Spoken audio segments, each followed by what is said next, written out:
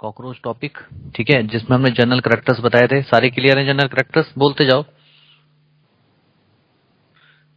Yes sir.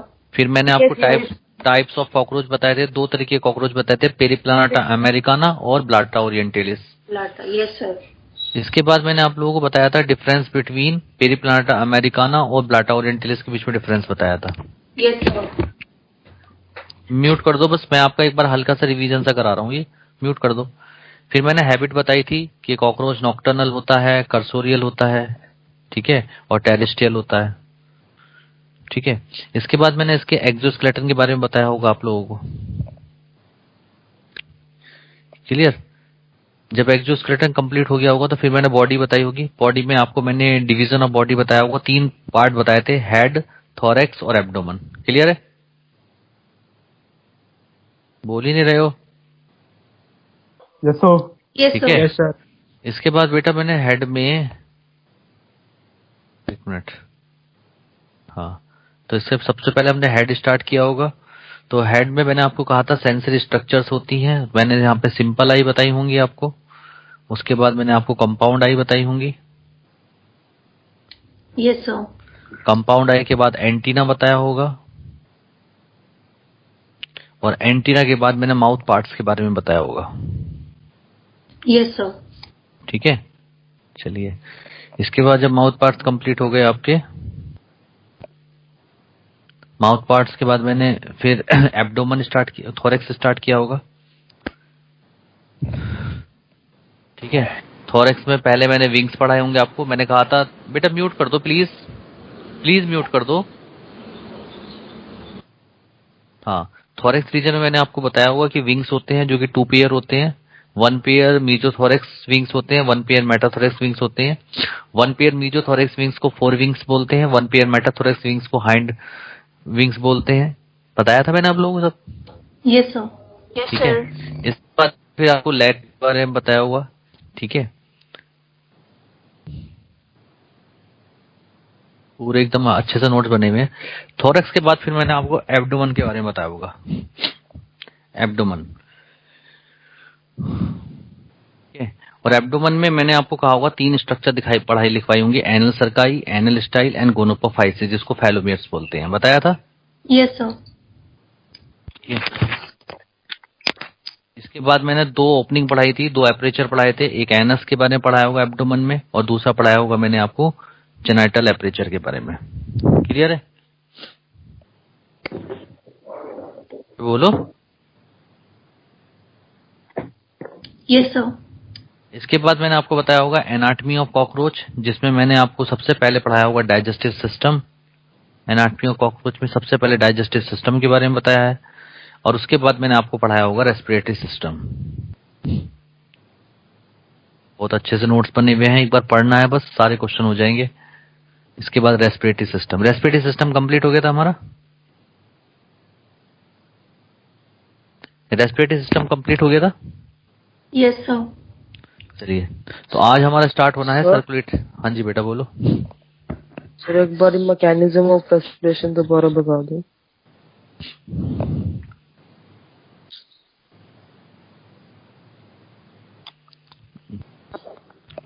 क्या बताना है इसके अंदर, बताओ, क्या समझ में नहीं आया आपको? सर वो जो लिखा हुआ था रेस्ट पे ऑक्सीजन की रिक्वायरमेंट लेस होती है तो क्या होता है, और जब एक्टिविटी कर रहे हैं ज्यादा होती है, सब क्या होता है? मैकेनिज्म में तो मैंने सिर्फ इतना बताया था आप लोगों को कि यहाँ पे टर्गोस्टर्नल मसल्स होती हैं। बताया था आप लोगों को टर्गोस्टर्नल मसल्स के बारे में? Yes sir. ठीक है, तो मैंने बहुत अच्छी तरीके से बताया था कि जो एब्डोमेन होते हैं, एब्डोमेन में स्पाइरेगल्स होते हैं। आपको रेस्पिरेटरी सिस्टम अच्छे से नहीं पढ़ाया गया मैंने, है बच्चों? हेलो सब पढ़ाया सर, पढ़ाया। फिर से बताऊं क्या रेस्पिरेटरी सिस्टम पूरा? ये सिर्फ मैकेनिज्म बतानी है थोड़ी सी। मैकेनिज्म मैकेनिज्म में कुछ भी नहीं है। मैंने आपको बताया था कि एब्डोमेन में टर्गाइट और स्टर्नाइट के बीच में, टर्गाइट के बीच में और स्टर्नाइट के बीच में, टर्गाइट क्या होती है? कौन बच्चा बता रहा है? देखो, पार्टिसिपेट करो बोलने में, गलती तो बोलोगे। हाँ, टर्गाइट क्या होता है? ऊपर वाली इसका राइट लेयर। ये क्या होता है ऊपर वाली स्कल राइट लेयर? डोर्सल वाली डोर्सल वाली। डोर्सल स्क्लेराइट बोलते हैं सर बीच। डॉर्सल स्क्लेराइट बोलो ना, एक प्रोफेशनल तरीके से बोलो ना, ऊपर वाला नीचे वाला। ये वर्ड थोड़ी होते हैं, डॉक्टर ऐसे थोड़ी बात करते हैं, ऊपर वाला नीचे वाला इधर वाला उधर वाला, ऐसे बोलना है। डॉर्सल स्क्लेराइट को टरगाइट बोलते हैं, वेंट्रल स्क्लेराइट को क्या बोलते हैं? स्टर्नाइट। तो मैंने आपको बताया था कि स्पाइरेकल्स टोटल 10 पेयर्स स्पाइरेकल्स होते हैं, जिनमें से 2 पेयर स्पाइरेकल्स थोरेसिक रीजन में होते हैं और बाकी 8 पेयर स्पाइरेकल्स एब्डोमेन रीजन में होते हैं। तो मैंने कहा था कि एब्डोमेन में टर्गोस्टर्नल मसल होती हैं, यानी कि जो डॉर्सल स्कलराइट है और जो वेंट्रल स्कलराइट है, इनके बीच में एक वेंट्रली मसल्स होती है जिनको हम टर्गोस्टर्नल मसल्स बोलते हैं। और टर्गोस्टर्नल मसल्स में जब कॉन्ट्रैक्शन होगा, तो जब टर्गोस्टर्नल मसल्स में कॉन्ट्रैक्शन होगा तो प्रेशर बढ़ेगा या घटेगा? सोच के बताओ। बढ़ेगा बढ़ेगा बढ़ेगा बढ़ेगा। और जब प्रेशर बढ़ेगा, जब टर्गोस्टर्नल मसल कॉन्ट्रैक्ट करेंगी तो प्रेशर बढ़ेगा, उस प्रेशर की वजह से एयर कहाँ बाहर चली जाएगी, एयर बाहर चली जाएगी, उसे बोलेंगे एक्सपायरेशन। और जब टर्गोस्टर्नल मसल्स रिलैक्स होगी तो क्या होगा? प्रेशर कम हो जाएगा, एयर क्या आ जाएगी? अंदर आ जाएगी, एक्सपायरेशन। यानी कि टर्गोस्टर्नल मसल के कॉन्ट्रैक्शन से एक्सपायरेशन होता है और रिलैक्सेशन से इंस्पायरेशन होता है। नहीं बात समझ में आई? बोलो। आ गई सबको? Yes sir. ठीक है, चलिए। Yes sir. हाँ, चलिए आज का फिर टॉपिक अब स्टार्ट होता है हमारा सर्कुलेटरी सिस्टम। ठीक है, चलिए सर्कुलेटरी सिस्टम तो कर दें start circulatory system. Yes sir. Yes sir. चलिए बहुत ध्यान से सुनिएगा, कुछ भी नहीं है, मैं एक डायग्राम आपको दिखा रहा हूँ। ठीक है, डायग्राम वैसे इसके अंदर भी बना हुआ है, लेकिन कुछ डायग्राम को मैं मॉडिफिकेशन करूंगा।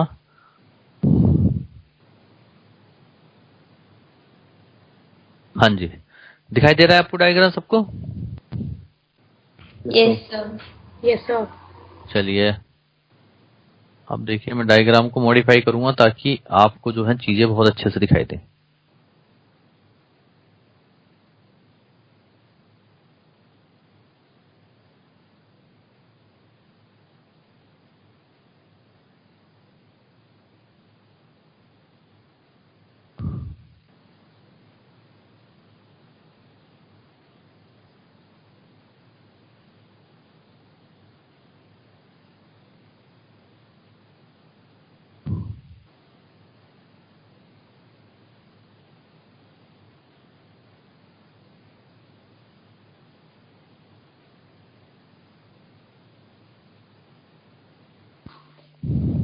दिख रहा है सबको?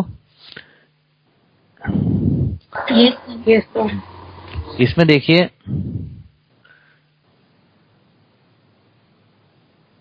ये जो मैं ब्लू कलर का कर रहा हूं, ये देखिएगा, ये है डोर्सल डायफ्राम। क्या है बेटा ये? Dorsal diaphragm. Dorsal diaphragm. हाँ, इसको बोलेंगे डोर्सल डायफ्राम। डोर्सल डायफ्राम दिखा सबको? ये ठीक है, क्योंकि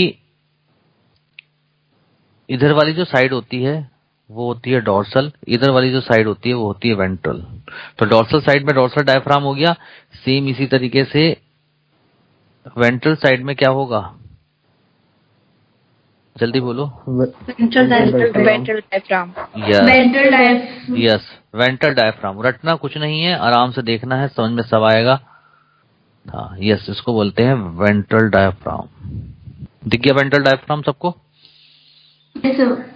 ठीक है। और आप लोग जानते हो कि जो कैविटी होती है इसकी, क्या कहते हैं, कॉकरोच की अंदर की, उसको बोलते हैं हीमोसील। कैविटी क्या बोलते हैं उस कैविटी को? हीमोसील। तो हीमोसील को डोर्सल, हीमोसील के अंदर डोर्सल डायफ्राम है और वेंट्रल साइड में वेंट्रल डायफ्राम है, जिससे जो कैविटी है 3 पार्ट्स में डिवाइड हो गई। कितने पार्ट्स में डिवाइड हो गई कैविटी? 3। हाँ 3 पार्ट्स में कैविटी डिवाइड हो गई। ठीक है, 3 पार्ट्स में कैविटी डिवाइड हो गई। देखना जरा, first part, second part and third part. नहीं समझ में आई बात? आ गई? ठीक है। हाँ, जो फर्स्ट वाले पार्ट है, जो फर्स्ट वाला पार्ट है, ठीक है, जिसमें हार्ट प्रेजेंट है उसको बोलते हैं पेरिकार्डियल साइनस। क्या बोलते हैं? Pericardial sinus. Pericardial sinus. यानी कि ये फर्स्ट वाला पार्ट हो गया पेरिकार्डियल साइनस। ठीक है, और पेरिकार्डियल साइनस क्यों कहा? क्योंकि इसमें क्या प्रेजेंट है? हार्ट। Heart. और हार्ट यहाँ पे कितने चैम्बर हार्ट होता है? 13 चैम्बर। 13 चैम्बर। लिखने की जगह नहीं है। 13 चैम्बर हार्ट होता है। कितने चैम्बर हार्ट होता है इसमें? 13 चैम्बर हार्ट 13. होता है। क्लियर सबको यहाँ तक? सेकंड वाला जो है बेटा म्यूट करके रखो। बेटा म्यूट करके रखा करो। पढ़ाऊंगा कैसे मैं जब तक आप म्यूट नहीं रखोगे? देखो अभी भी सुनोगे नहीं। पेरिकार्डियल साइनस जो है इसको कार्डियल वर्ड आता है हार्ट के लिए क्योंकि इधर हार्ट लोकेटेड होता है। पेरीविसरल साइनस जो होता है इसमें प्रेजेंट होते हैं विसरल ऑर्गन्स। क्या प्रेजेंट होते हैं? Visceral organ. Visceral organ. हाँ, जितने भी विसरल ऑर्गन्स हैं वो सारे इसमें प्रेजेंट होंगे। ठीक है, और पेरीन्यूरल जो साइनस है थर्ड वाले को बोलते हैं, जो ये थर्ड वाला दिख रहा है this is called perineural sinus. Perineural sinus क्यों कहा? क्योंकि यहाँ पे क्या प्रेजेंट होती है? Ventral nerve cord. क्या प्रेजेंट होती है? Nerve cord. Ventral nerve cord. Ventral nerve cord. Nerve cord. मैं आपको वेंट्रल नर्व कॉर्ड दिखा रहा हूँ। ये देखिए, ये जा रही।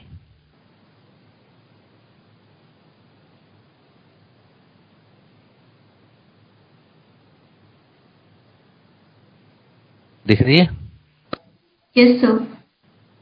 ये है वेंट्रल नर्व कॉर्ड। क्योंकि हमारे अंदर डॉर्सल नर्व कॉर्ड होती है, मैंने आपको बताया था। और जो लोअर एनिमल्स नॉन कोडेट्स होते हैं उनमें कैसी नर्व कॉर्ड होती है? Ventral nerve cord. Ventral. Ventral nerve cord. ठीक है, और वेंट्रल नर्व कॉर्ड होती है और कैसी होती है? डबल।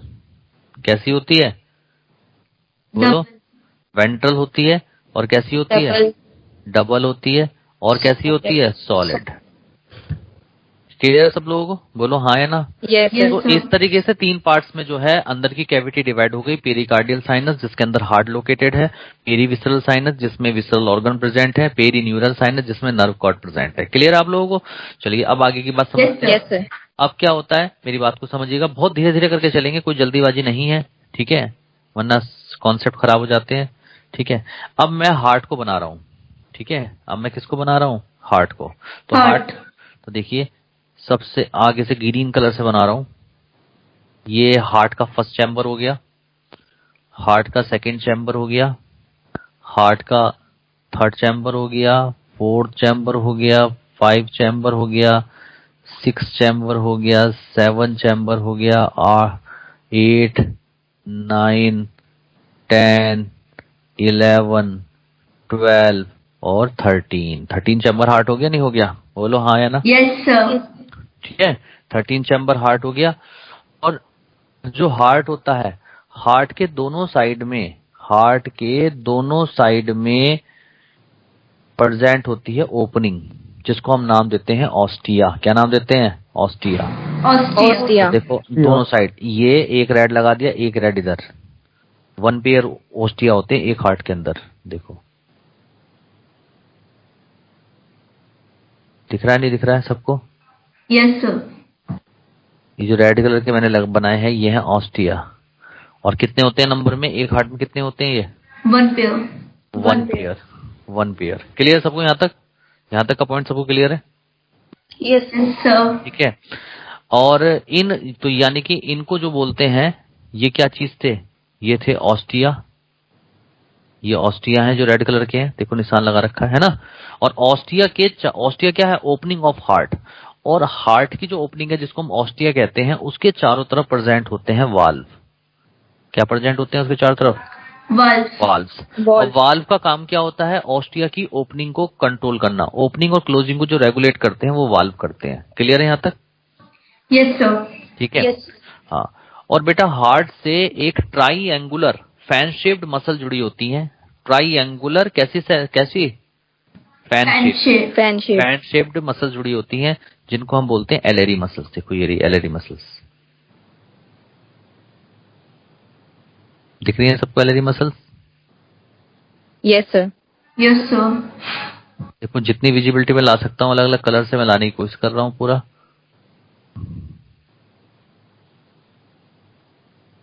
ठीक है। ये जो मसल्स हैं इनको क्या बोलते हैं बेटा? ये कौन सी मसल? Ellery Alari muscle. muscles. Alary muscles. ये हैं एलेरी मसल्स। क्लियर? अब देखो, हमेशा कभी भी कोई लोअर एनिमल्स होगा तो उसमें जो मूवमेंट होती है ब्लड की हमेशा पोस्टीरियर टू एंटीरियर होता है। ये इसका पोस्टीरियर एंड है और ये इसका एंटीरियर एंड है। तो हमेशा पोस्टीरियर से एंटीरियर की तरफ इसकी मूवमेंट होती है। कहां से कहां मूवमेंट होती है? Posterior to anterior. ठीक है। Posterior to anterior. तो देखो, अगर हम फर्स्ट चैम्बर की बात करें कि हार्ट का फर्स्ट चैम्बर कौन सा है, तो हार्ट का फर्स्ट चैम्बर है पहला वाला ये, फिर सेकेंड, फिर थर्ड, ऐसे ऐसे चलते चलते चलते चलते अल्टीमेटली लास्ट वाला क्या होगा? 13. 13 चैम्बर। तो जो फर्स्ट हार्ट का जो फर्स्ट चैम्बर होता है उसको हम नाम देते हैं एंटीरियर एओर्टा। क्या नाम देते हैं? Anterior aorta. Anterior aorta. Anterior aorta. ये हार्ट का फर्स्ट चैम्बर है, ठीक है ना। तो अब क्या होता है, अब देखिए, अब इस तरीके से मैं आपको, अब होता क्या है ये बात को समझिएगा। सबसे पहले जो ब्लड एंटर करता है वो 13 चैम्बर में एंटर करेगा, यानी कि हार्ट के फर्स्ट चैम्बर में ब्लड एंटर नहीं करता। सबसे पहले किस में एंटर करेगा? जल्दी बोलो। 13. 13 चैम्बर में ब्लड एंटर करेगा। तो जब 13 चैम्बर में ब्लड एंटर करेगा तो एक बात आप मेरी अभी समझ लो, जो छोटी छोटी बातें समझ लो पहले। जब एलेरी मसल्स में कॉन्ट्रैक्शन होता है तो उसकी वजह से हार्ट के अंदर भी क्या होता है? कॉन्ट्रैक्शन होता है। और उस कॉन्ट्रैक्शन को आप क्या बोलते हो? डायस्टोल। सॉरी सिस्टोल, मैंने गलती बोल दी। Systole. हाँ, क्या बोलते हैं उसको? Yes, sir. Systole. Systole. हाँ, कैसे मैं काट के लिखना पड़ेगा, यहाँ तो मौका है नहीं। हाँ, उसको क्या बोलते हैं बेटा? जल्दी बोलो। Systole. Systole. क्लियर? और जब एलेरी मसल्स में रिलैक्सेशन होता है तो हार्ट भी क्या कर जाता है? Relax. उसको बोलते हैं Relax. डायस्टोल।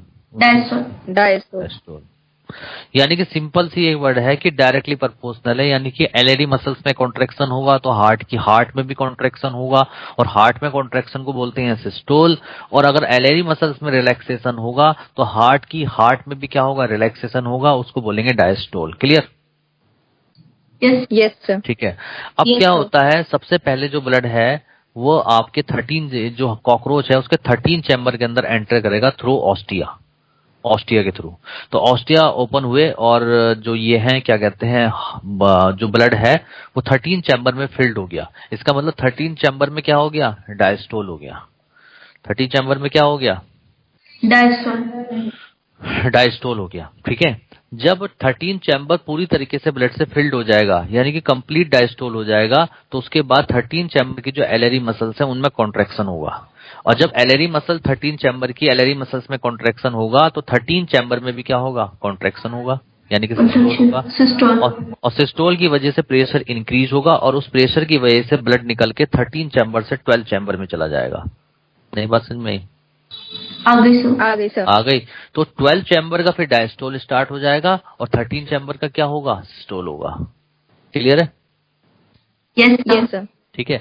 जब ब्लड जो है पूरी तरीके से 12 चैम्बर में भर जाएगा, यानी कि पूरा डायस्टोल हो जाएगा, तो अब 12 चैम्बर की एलेरी मसल्स में कॉन्ट्रैक्शन होगा, जिसकी वजह से हार्ट के 12 चैम्बर में कॉन्ट्रैक्शन होगा, जिसकी वजह से प्रेशर इंक्रीज होने की वजह से जो ब्लड निकल के 12 से 11 चैम्बर में चला जाएगा। नहीं बात समझ में? Yes sir. आ गए। बाकी बच्चों को समझ में आ रहा है? अरे बोल दो। Yes sir. ठीक है। Yes, sir. इस तरीके से ब्लड जो है पंप होते हुए 13 से 12, 12 से 11, 10, 9, 8, 7, 6, 4, 3, 2 से होकर 1 में आ जाएगा, यानी कि एंटीरियर एओर्टा के अंदर ब्लड आ जाएगा। और जैसे ही एंटीरियर एओर्टा में ब्लड आएगा तब ये ब्लड एंटर करेगा किसके अंदर? पेरीन्यूरल साइनस में। किस में एंटर करेगा? Perineural sinus. हाँ, किस में एंटर करेगा? Perineural sinus. हाँ, पेरीन्यूरल साइनस के अंदर ब्लड एंटर कर जाएगा। जैसे ही पेरीन्यूरल साइनस में ब्लड आएगा, ठीक है, तो इधर की साइड वेंट्रल डायफ्राम के बीच में क्या है? पोर्स हैं। तो इन पोर्स के थ्रू ब्लड जो है कहां पर एंटर कर जाएगा? जल्दी बताओ। ह्यूमरल। देखो ये जो है किस में आ गया? पेरीन्यूरल साइनस में ब्लड आ गया। ठीक है, पेरीन्यूरल साइनस में आ जाएगा ब्लड, और वेंट्रल डायफ्राम के बीच में जो पोर्स हैं उनसे ब्लड आ जाएगा आपका पेरीविसरल साइनस। किस में आ जाएगा?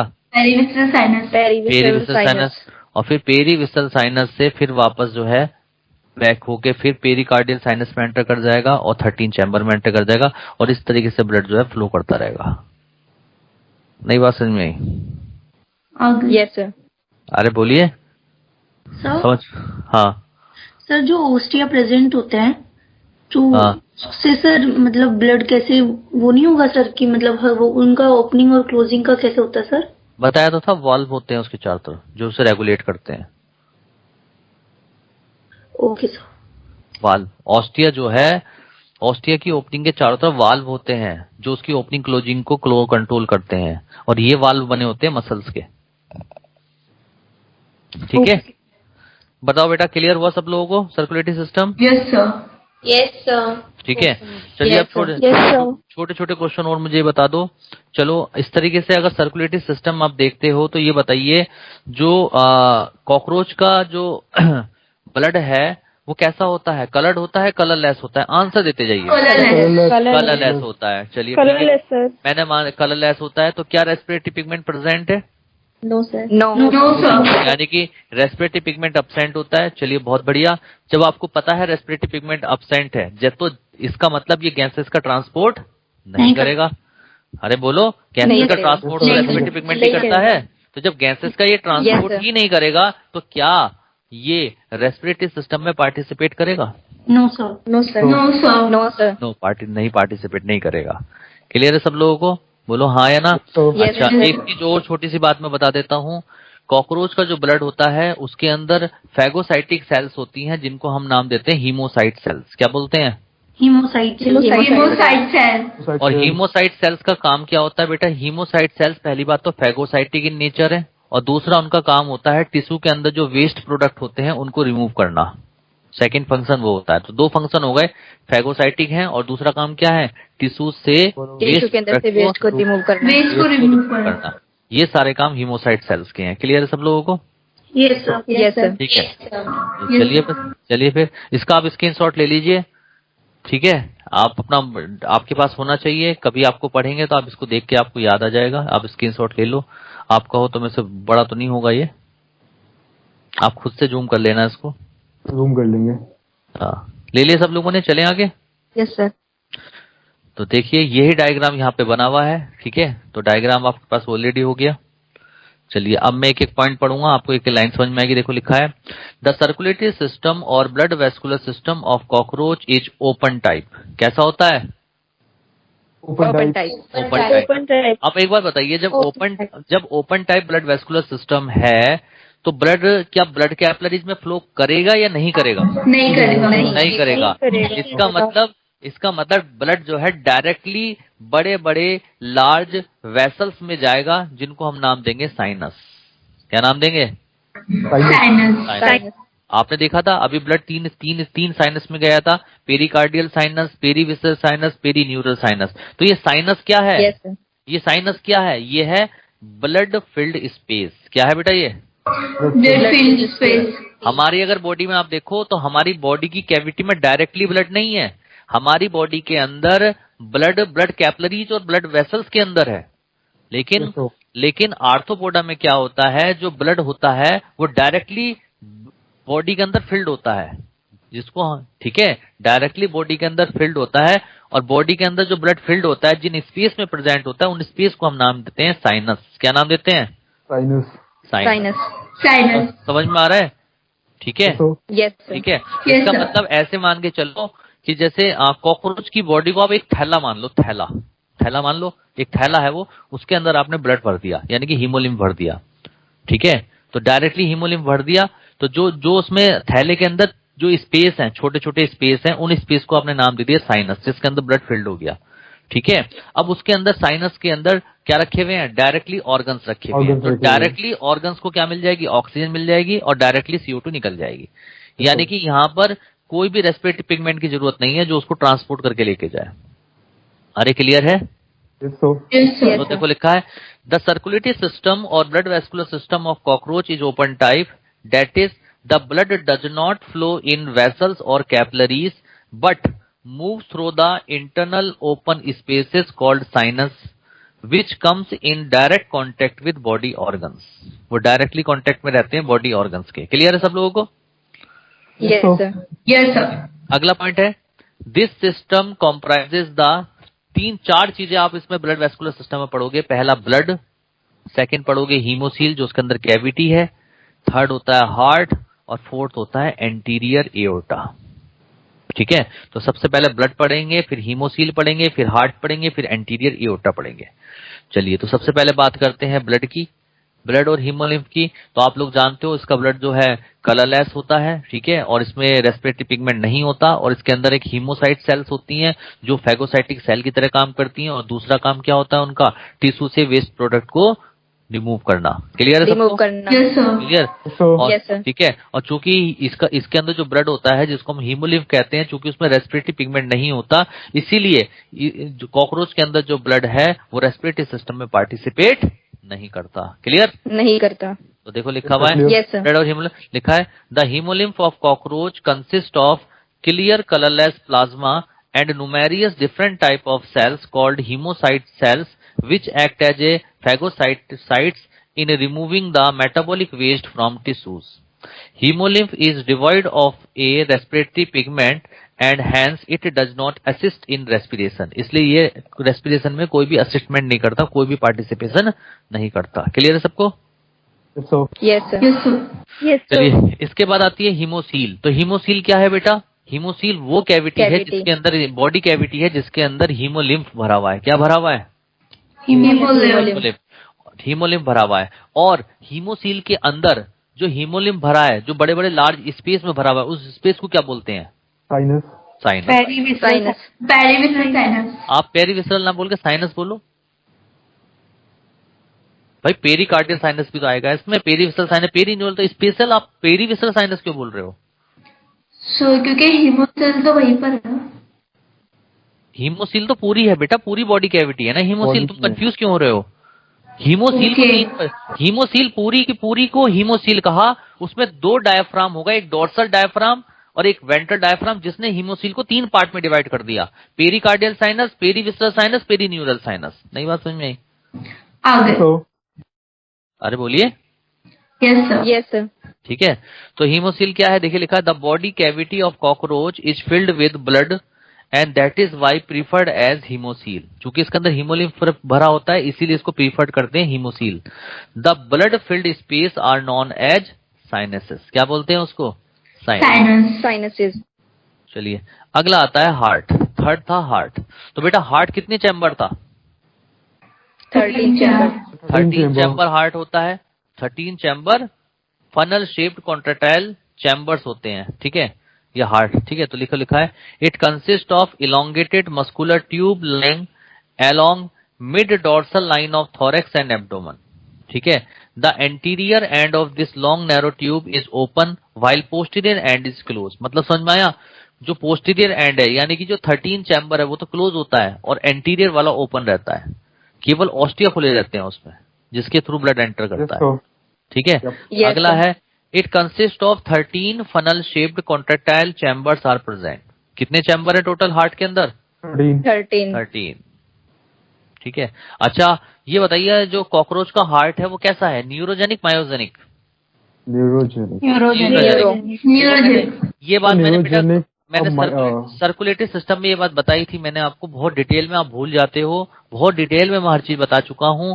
मैंने ये कहा था कि मायोजेनिक हार्ट में हार्ट की कॉन्ट्रैक्शन को कंट्रोल करता है मसल्स, जैसे SA node. SA node muscle ही तो थी, Yes, एक sir. ही node Yes, sir. Muscle Yes, थी। sir. लेकिन लेकिन लेकिन अगर हार्ट को नर्व कंट्रोल करे तो उसे बोलते हैं न्यूरोजेनिक हार्ट। इसका मतलब ये है Yes, कि sir. अगर हम मायोजेनिक हार्ट को, हार्ट के नर्व को कट करके हार्ट को बॉडी से बाहर निकाल के रख दें, काफी देर तक उनमें कॉन्ट्रैक्शन होता रहता है, पंपिंग होती रहती है। क्यों? क्योंकि वहां पे ओरिजिन ऑफ इम्पल्स या ओरिजिन ऑफ हार्ट बीट क्या है? SA node, No. यानी कि मसल। Say no. ऐसे मसल मसल बात को समझे। लेकिन अगर हम कॉकरोच के हार्ट को कट करके बाहर निकाल दें तो उसकी पंपिंग बंद हो जाएगी, क्योंकि इसको पूरी तरीके से कंट्रोल कौन करता है? नर्व। अगर हम नर्व को कट कर दो तो हार्ट का कॉन्ट्रैक्शन बंद हो जाएगा, क्योंकि वहां पे मसल्स का कोई भी रेगुलेशन नहीं है। अरे बात समझ में आ रही है नहीं आ रही है?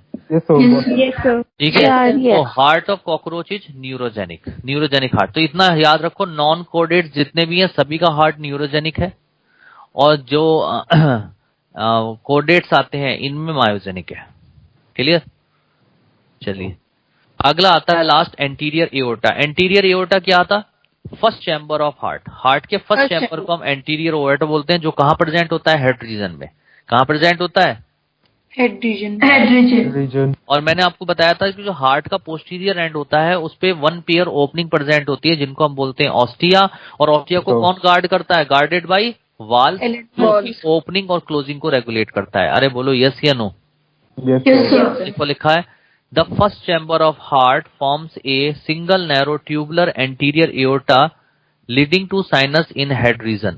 Eight the posterior end of each chamber a pair of aperture यानी कि opening at lateral side present called ostia. ठीक है।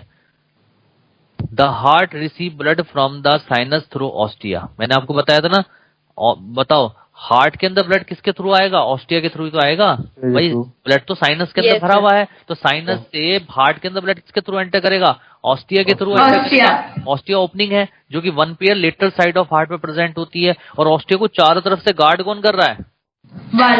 वाल्व। तो वो लिखा है, ostia are guarded by valves to check the flow of blood from heart to the sinus. Clear?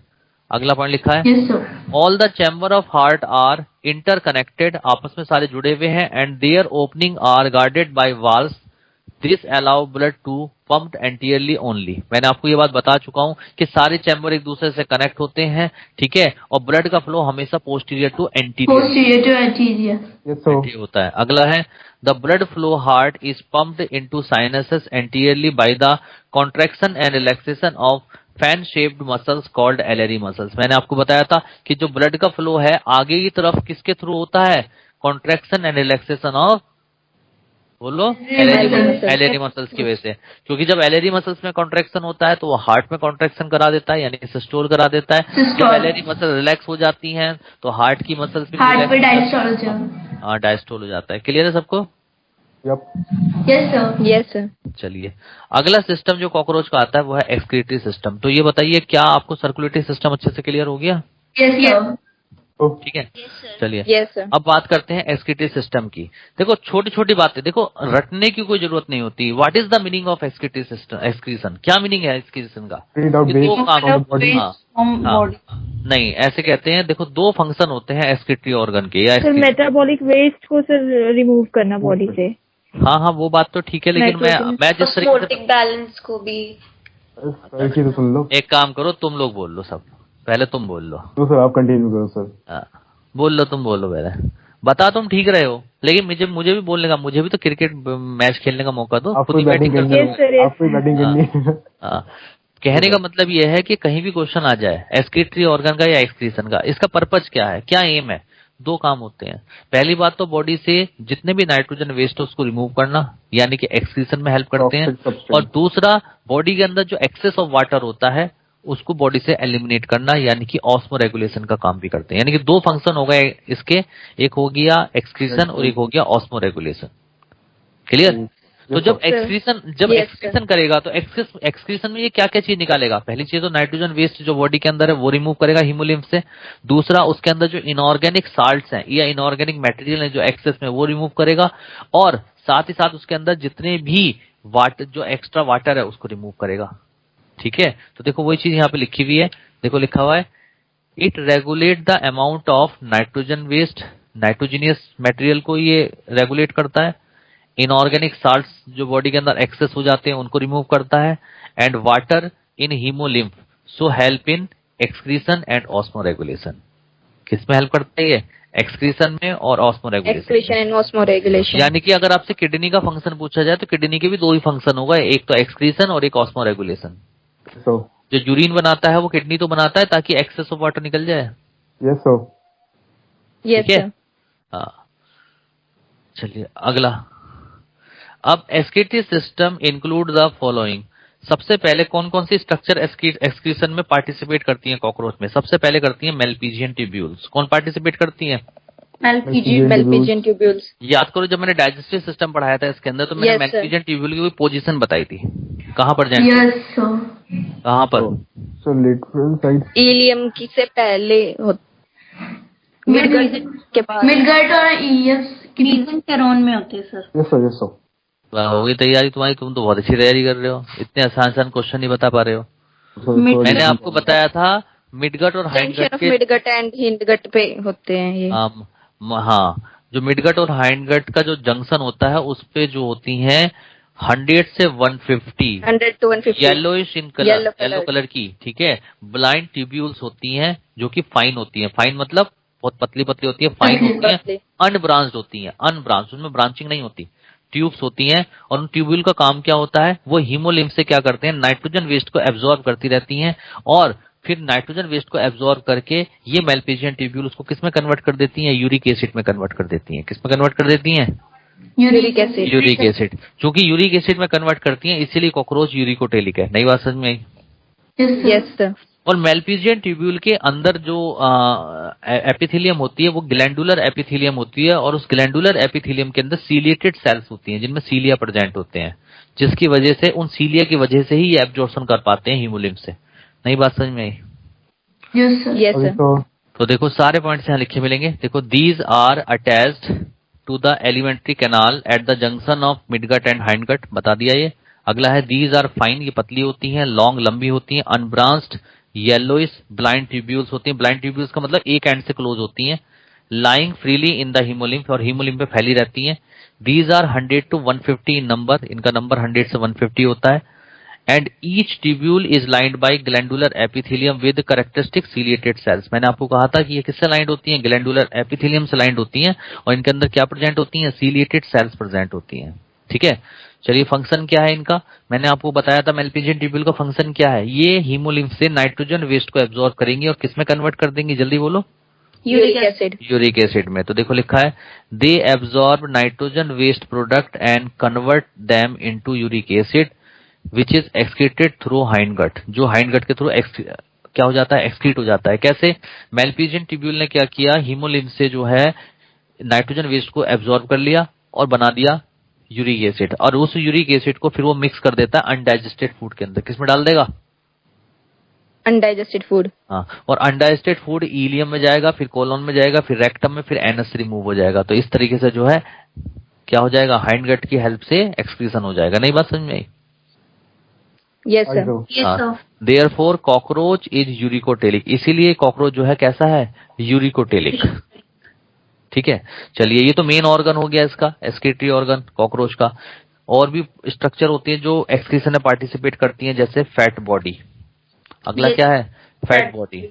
Fat body कहाँ present होती है? बेटा जो बॉडी वॉल होती है, बॉडी वॉल के नीचे जो बॉडी का सरफेस होता है, यानी कि बॉडी वॉल होती है, उसके नीचे बड़े बड़े स्पेस होते हैं जिनके अंदर इंटरनल ऑर्गन्स नहीं होते, फैट सेल्स मिलती हैं। क्या मिलती हैं? Fat cells. फैट fat सेल्स। cells. और ये जो फैट सेल्स हैं इनका काम क्या है? ये यूरिक एसिड को क्या करती हैं? यूरिक एसिड को और सोडियम पोटेशियम यूरेट ग्रेन्यूल्स को एब्जॉर्ब करती हैं, एक्युमुलेट करती हैं, स्टोर करती हैं और सिंथेसाइज भी करती हैं। नई बात समझ में? Yes sir. So, देखो, Yes, तो देखो sir. लिखा है फैट बॉडी में it consist of fat cells which lie below the body wall filling most of the spaces within the body which is not occupied by other internal organs, जिसमें organs नहीं होते। These cells accumulate मतलब इकट्ठा करना, produce and store uric acid and urate granules throughout the life, पूरी life ये काम करती है। नई बात समझ में आई?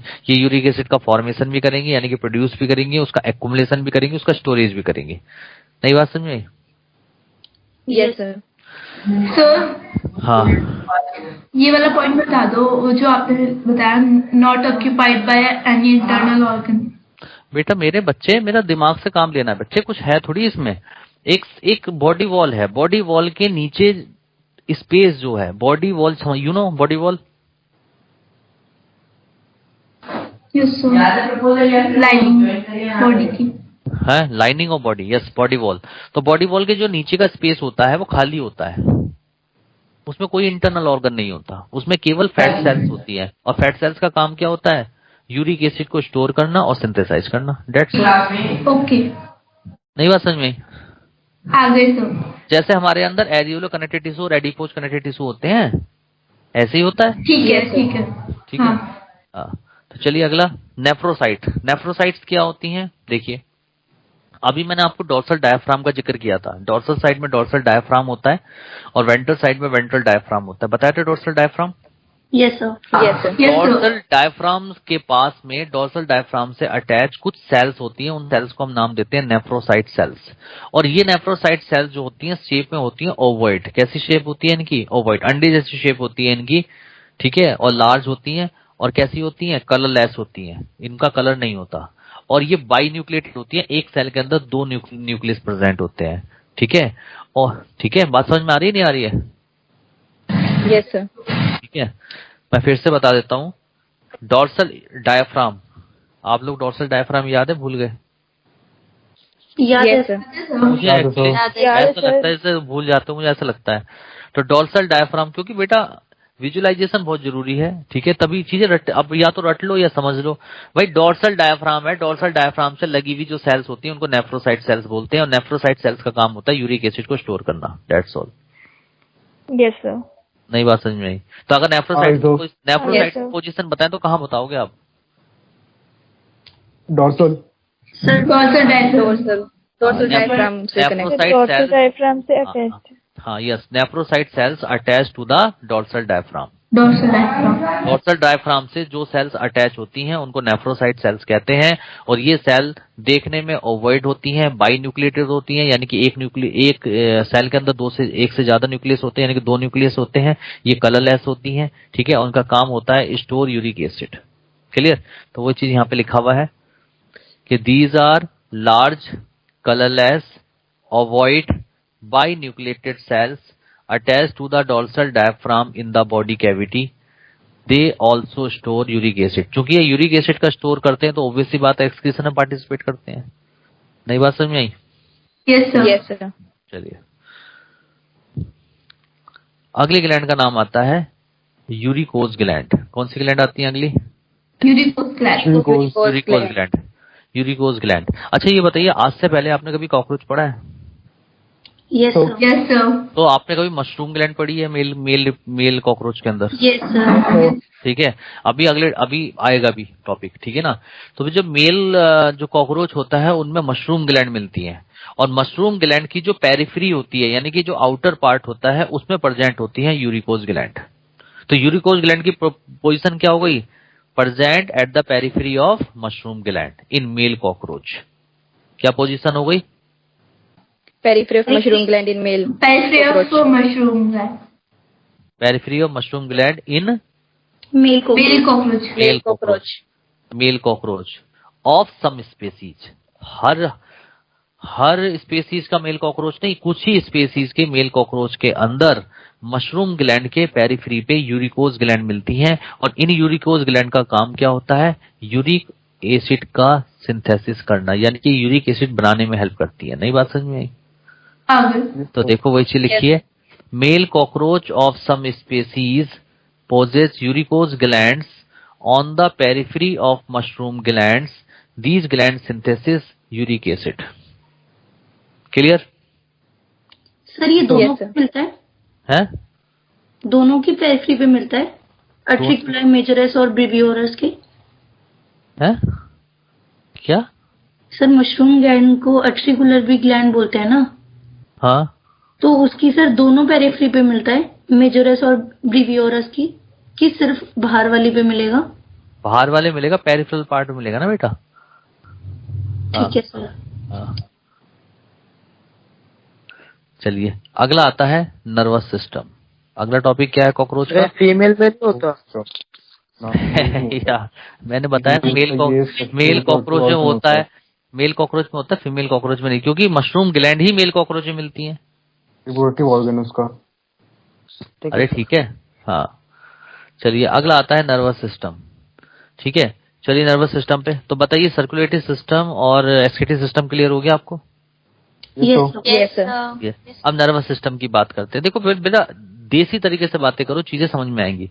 ये बताइए, अगर हम कॉकरोच की हेड को कट ऑफ कर दें, काट दें, क्या वो जिंदा रहेगा? Yes sir. Yes, sir. क्यों? पूरी क्यों बॉडी जिंदा? में होते हैं न्यूरॉन्स। हाँ। तो सर उस न्यूरॉन पूरे बॉडी बॉडी में होता है, हम head में बहुत मिनिमम। आप यहाँ पे आप ये नहीं कहोगे न्यूरॉन्स होते हैं पूरी बॉडी में, आप कहोगे गैंग्लिया होते हैं पूरी बॉडी के अंदर। देखो बोलने का एक तरीका होता है, ठीक है, एक बोलने का तरीका होता है ना। Yes, sir. गैंग्लिया प्रेजेंट होते हैं पूरी बॉडी के अंदर, यानी कि दूसरे वर्ड में आप ये कह सकते हो कि इसका जो नर्वस सिस्टम होता है पूरी बॉडी के अंदर फैला रहता है, और लिटिल बिट होता है हेड के अंदर। हमारा तो पूरा नर्वस सिस्टम हेड के अंदर है, अगर हमारी गर्दन को उड़ा दो तो हम गए काम से, लेकिन इस पे कोई फर्क नहीं पड़ेगा क्योंकि इसके हेड में लिटिल बिट नर्वस सिस्टम होता है, बाकी पूरे पार्ट के अंदर बॉडी में इसका नर्वस सिस्टम फैला रहता है, इसलिए ये 1 हफ्ते तक जिंदा रह सकता है। लेकिन अब आप ये कहोगे सर 1 हफ्ते तक जिंदा रहता है, 1 हफ्ते बाद मरा क्यों? ये भी तो कह सकते हो। क्या कहते हैं, ठीक है। तो न्यूट्रिशन खत्म हो गया ना बॉडी में। हाँ, नहीं, एक खास बात मैं बता देता हूं, क्योंकि जो कॉकरोच होता है, कॉकरोच में 2 तरीके के गैंग्लियन मिलते हैं। मैंने गैंग्लिया नहीं बोले, गैंग्लियन। मेरे वर्ड को पकड़ना है आप लोगों को, अगर आपने वर्ड पकड़ लिए क्वेश्चन हो गए सारे। 2 तरीके के गैंग्लियन मिलते हैं, एक होते हैं सुप्रा ईसोफेजियल गैंग्लियन और एक होते हैं सब ईसोफेजियल गैंग्लियन। सुप्रा ईसोफेजियल गैंग्लियन नाम से पता लग रहा है, सुप्रा ईसोफेजियल यानी कि ये ईसोफेगस के ऊपर गैंग्लियन होंगे, उन्हें बोलेंगे सुप्रा ईसोफेजियल गैंग्लियन। और जो गैंग्लियन ईसोफेगस के नीचे होंगे उन्हें बोलेंगे सब ईसोफेजियल गैंग्लियन। क्लियर? तो सबसे पहले बात करते हैं सुप्रा ईसोफेजियल गैंग्लियन। तो सुप्रा ईसोफेजियल गैंग्लियन ईसोफेगस के ऊपर होते हैं और ये बाइलोब्ड होते हैं, इनके 2 लोब होते हैं और ये रिप्रेजेंट करते हैं ब्रेन को। किसको रिप्रेजेंट करते हैं? ब्रेन ऑफ कॉकरोच को रिप्रेजेंट करते हैं, ठीक है। और ये 2 जगह पे सप्लाई करते हैं मेनली, एक कंपाउंड आई में और एक एंटीना में। जो सब ईसोफेजियल गैंग्लियन होते हैं जो ईसोफेगस के नीचे होते हैं, सब ईसोफेजियल गैंग्लियन, उनमें 9 गैंग्लिया होते हैं, जिसमें से 3 गैंग्लिया सप्लाई करते हैं थोरेसिक रीजन में, एक गैंग्लिया सप्लाई करेगा प्रोथोरेसिक रीजन में, एक गैंग्लिया सप्लाई करेगा मीजोथोरेक्स रीजन में और एक गैंग्लिया सप्लाई करेगा मेटाथोरेक्स रीजन में। और बाकी जो 6 एब्डोमिनल गैंग्लिया होते हैं जो एब्डोमेन में सप्लाई करते हैं। नई बात समझ में? आगे सर। Yes sir. तो इस बार अगर देखा जाए तो सुप्राफिशियल जो है वो सिर्फ मेनली हेड में प्रेजेंट होगा। वो हेड में प्रेजेंट होता है, वो ब्रेन को रिप्रेजेंट करता है, ब्रेन को रिप्रेजेंट करता है। हाँ, yes, sir. क्योंकि इसकी जो हार्ट को सप्लाई जाती है उसी की जाती है। तो कुछ टाइम बाद जो है क्या होता है, वो सप्लाई जब हेड कट कर दोगे तो धीरे धीरे वो सप्लाई जो है कम हो जाएगी और कॉकरोच की क्या हो जाएगी, डेथ हो जाएगी। नई बात समझ में आप? हो जाएगा कॉकरोच। Yes sir. क्योंकि इसका न्यूरोजेनिक हार्ट होता है ना, और वो नर्व्स जो जाती हैं वो कहाँ से जाती हैं? ब्रेन से तो जाएंगी। और ब्रेन कहाँ पर है? हेड में। जब हेड ही उड़ा दिया तो सिग्नल अब लिटिल बिट जाएगा उसके अंदर, हार्ट के अंदर, क्योंकि बॉडी से भी, ठीक है, तो धीरे धीरे वो मर जाएगा। आई समझ में नहीं आई आप लोगों को? Yes, sir. ठीक है, तो मैं आपसे छोटे क्वेश्चन पूछ लेता हूँ, फिर आप मुझे बता, तो फिर मैं सारे क्वेश्चन को एक साथ जोड़ देता हूँ, आपका नर्वस सिस्टम तैयार। चलिए मुझे इतनी बात बता दीजिए, मैं एक शॉर्ट वर्ड में पूछ रहा हूँ, मैंने अगर कॉकरोच का हेड कट ऑफ कर दिया तो वो क्यों नहीं मरता? छोटे वर्ड में आंसर देता। क्योंकि सर उसके जो गैंग्लियन होते हैं Supraesophageal ganglion. एब्डोमेन और थोरेसिक रीजन में ज्यादा होते हैं और हेड में बहुत लिटिल बिट होता है। आप ये ना कह के आप ये बोलो कि उसका पूरा नर्वस सिस्टम एंटायर बॉडी में क्या रहता है? स्प्रेड रहता है। अरे ठीक है, ओके सर। अच्छा चलिए बताइए, कॉकरोच में कितने गैंग्लियन होते हैं? 9। 2 तरीके के होता है सर। 2 गैंग्लियन होते हैं। 2 गैंग्लियन। हाँ, कौन कौन से? Supraesophageal. हाँ, सुप्रा ईसोफेजियल, फेरेंजियल नहीं, फेजियल। सुप्रा ईसोफेजियल गैंग्लिया किसको रिप्रेजेंट करते हैं? मेनली ब्रेन को। और बाइलोब्ड है, ट्राइलोब्ड है? बाइलोब। और किसको सप्लाई करते हैं मेनली? एंटीना को और कंपाउंड आई। चलिए, सब ईसोफेजियल जो गैंग्लियन होते हैं उनमें कितने गैंग्लिया होते हैं टोटल? 9। 3 होते हैं कहाँ पर? थोरेसिक रीजन में। तो देखिए वही चीज यहाँ पे लिखी हुई है, बस हो गया नर्वस सिस्टम।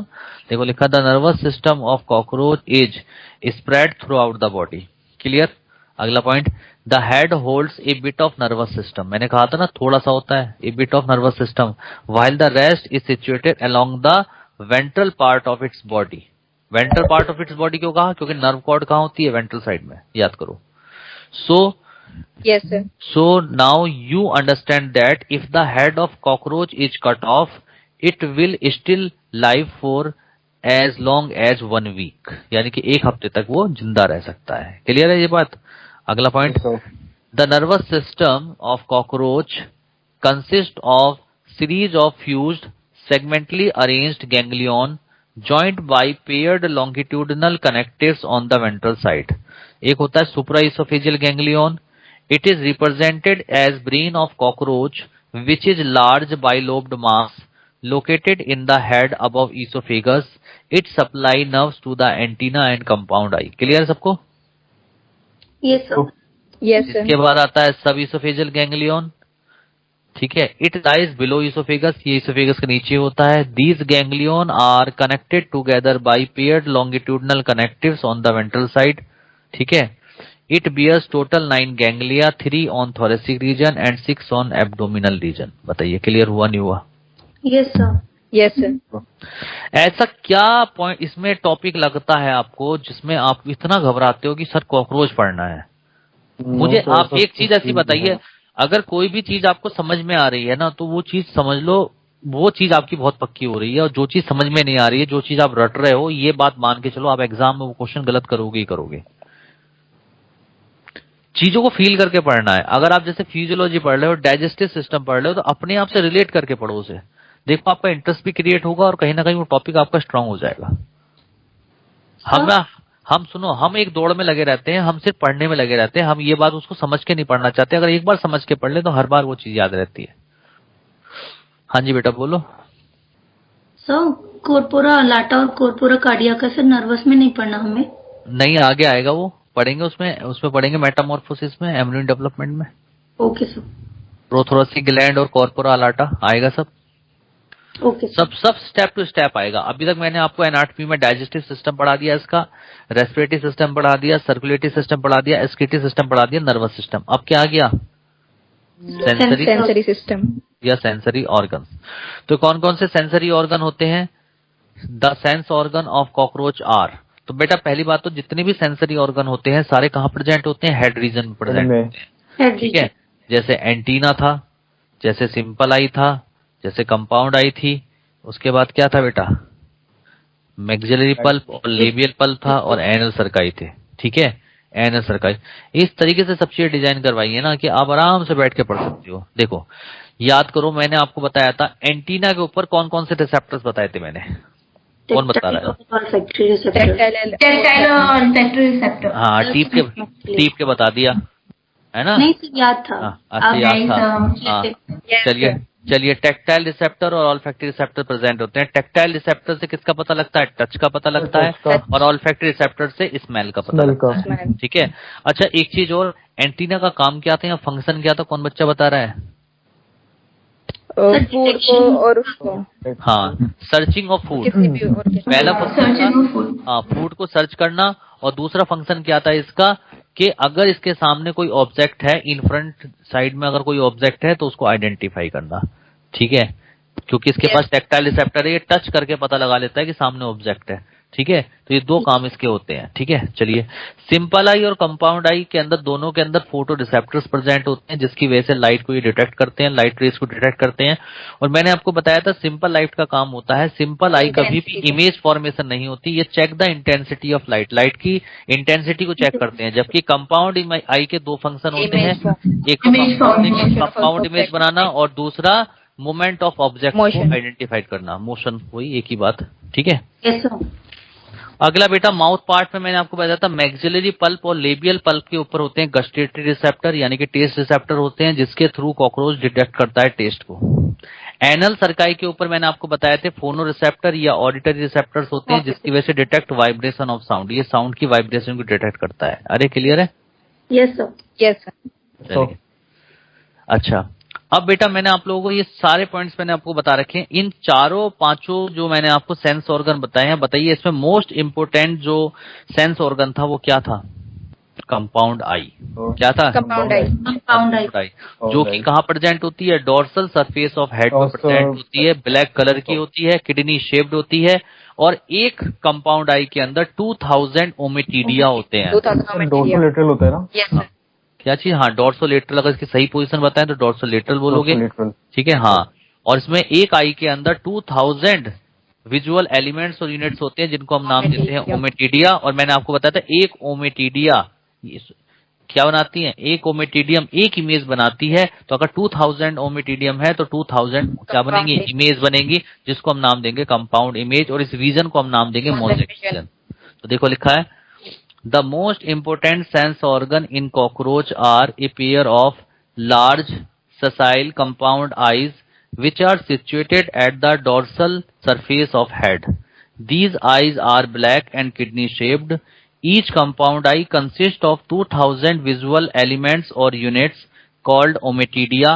Ommatidia की singular form को बोलते हैं ommatidium, which are transparent and more or less hexagonal biconcave area capable of forming an image each one of them। मैंने कहा था ना, हर एक जो भी इसमें ओमेटिडियम है वो एक इमेज बना सकता है, इसीलिए बनती है यहाँ पर कंपाउंड इमेज। क्लियर सबको? Yes sir. चलिए अब आता है अगला, रिप्रोडक्टिव सिस्टम ऑफ कॉकरोच। आपको आप इतना जितना मैंने कॉकरोच लिखवाया है ना, इतना पढ़ के क्वेश्चन करके देखना, अगर रुक जाए तो बात है। आज तक रुका ही नहीं होगा। रुकता है क्वेश्चन तुम्हारा? No sir. अगर सही से पढ़ लोगे तो नहीं। जू में नहीं रुकता बिल्कुल, बाकी में रुक जाए, जू में नहीं रुकता। हाँ नहीं रुकेगा, क्योंकि ना मैं ज्यादा पढ़ा रहा हूँ ना मैं कम पढ़ा रहा हूँ, मैं वो पढ़ा रहा हूँ जो नीट में आता है, ठीक है ना। सर डी सेक्शन में ऐसे कुछ क्वेश्चन होते हैं जो होते ही नहीं है कहीं पे, कहीं होते ही नहीं है ना मॉड्यूल में ना इसमें। जूलॉजी में? यस सर, यस जूलॉजी में बी सेक्शन में ये सर कुछ क्वेश्चंस होते हैं सर, मतलब जो आउट ऑफ सिलेबस में सर थोड़े मतलब यस सर, देखो टर्म्स उनकी यूज थ्योरी करके पूछते हैं। देखो ऐसा है, एनसीईआरटी में ना मॉड्यूल ना वो करने का क्या फायदा सर जब आना ही नहीं है तो। अरे मेरी बात हिंदी की सुनो, बात कर दो। अरे मेरी बात तो सुनो। देखो बेटा ऐसा है कि क्या होते हैं, जैसे सपोज हमने 50 क्वेश्चंस किसी सेक्शन में लिए, 50 क्वेश्चन है, तो 15 में से एक या दो क्वेश्चन ऐसे होते हैं जो सिलेबस के नहीं होते, लेकिन वो कभी आ गए अचानक से। तो आ गए तो लोगों ने क्या करा, उसे बुक में लिख दिया, कॉपी में लिख दिया, मतलब बुक में क्वेश्चन डाल दिया। लेकिन आप कभी भी देखो ना उसमें एनसीईआरटी की थ्योरी, एनसीईआरटी में उसका पॉइंट है ना कहीं है। तो जब है ही नहीं तो वो आउट ऑफ सिलेबस हो गया, तो जबरदस्ती तो वो कभी आएगा ही नहीं, फिर वो रिपीट ही नहीं होगा।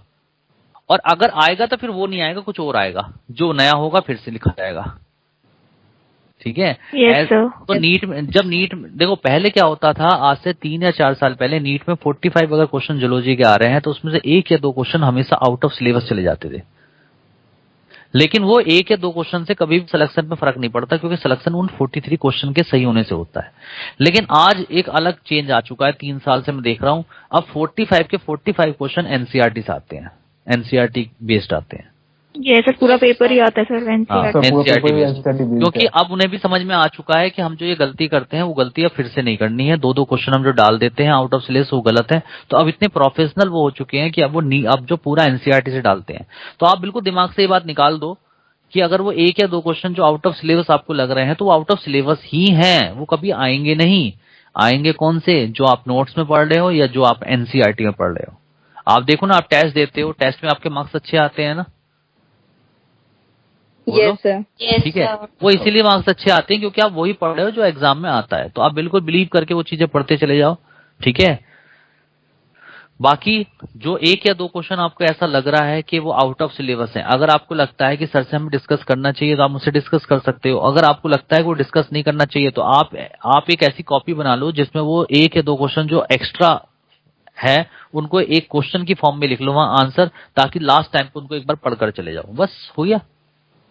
सर मैं तो ऐसे ही करता हूँ, मार्क कर लेता है एंड में जो भी होता है एक बार रीड मार लेता हूँ। हाँ एक बार रीड कर लो। लेकिन ये बात है 99% तो आएगा ही नहीं, तो रीड करके कोई फायदा नहीं है। लेकिन फिर भी अगर मन के सेटिस्फिकेशन वाली बात है, हमें मन को सेटिस्फाई करना है तो आप मोस्टली अपना, हाँ सर नीट में पूछ जाएगा, अपने एआईटीज वगैरह में पूछ लेते हैं वो क्वेश्चन, क्योंकि जो सेक्शन, यस सर, जो सेक्शन डी के क्वेश्चंस है वो लास्ट टाइम के एआईटीज के क्वेश्चंस ही है, मैं चेक कर रहा। हाँ तो एआईटीएस में तो सर अब तो एआईटीएस का लेवल भी सर नीट के लेवल जैसे ही हो गया सर, कुछ भी बाहर नहीं आता एआईटीएस में। तो सबको समझ में आ गई ना। देखो अक्ल आती है देर से आती है, ठीक है ना, दुरुस्त है। हाँ जिसे कहते हैं ना एक्सपीरियंस बोलता है। अब आप बताओ, मैं आपके ऊपर नॉलेज दिखा दूं, मैं अगर अपनी नॉलेज दिखाऊं तो मैं तो मेडिकल पढ़कर आया हुआ हूँ, मैं तो डॉक्टर हूँ। तो मैं अगर आपको नॉलेज दिखा दूं तो मैं तो ऐसी ऐसी चीजें आपको दिखा सकता हूँ कि आपको तो ये नहीं पता लगेगा, आप पेन ही नहीं रख पाओगे। लेकिन ऐसी वो चीज भी होती है। लेकिन वो आपकी थोड़ी गलती है।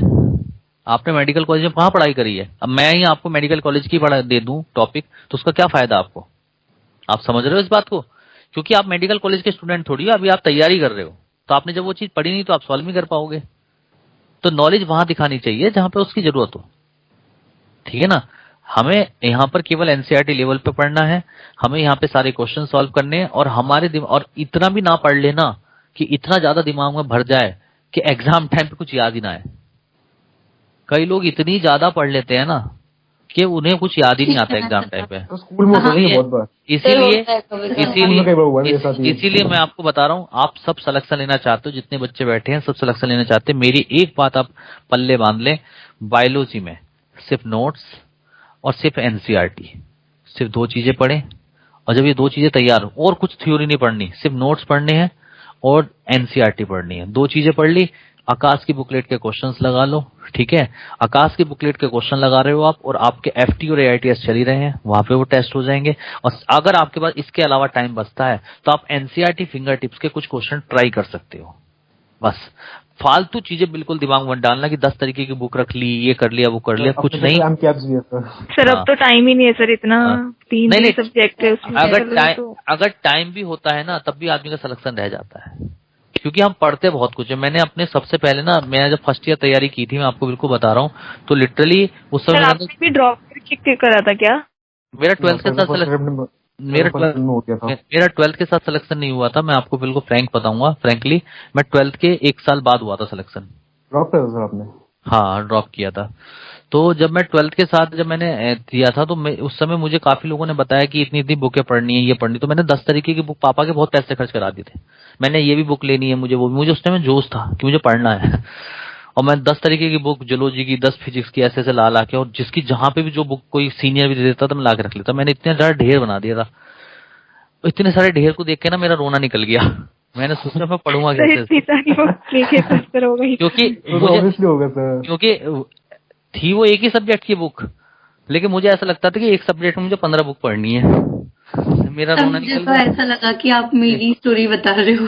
हाँ, तो मैं एकदम मैं रो पड़ा एकदम देख के ना, उसको सोच के मैं रो पड़ा। मैंने कहा यार ये तो क्या हो गया।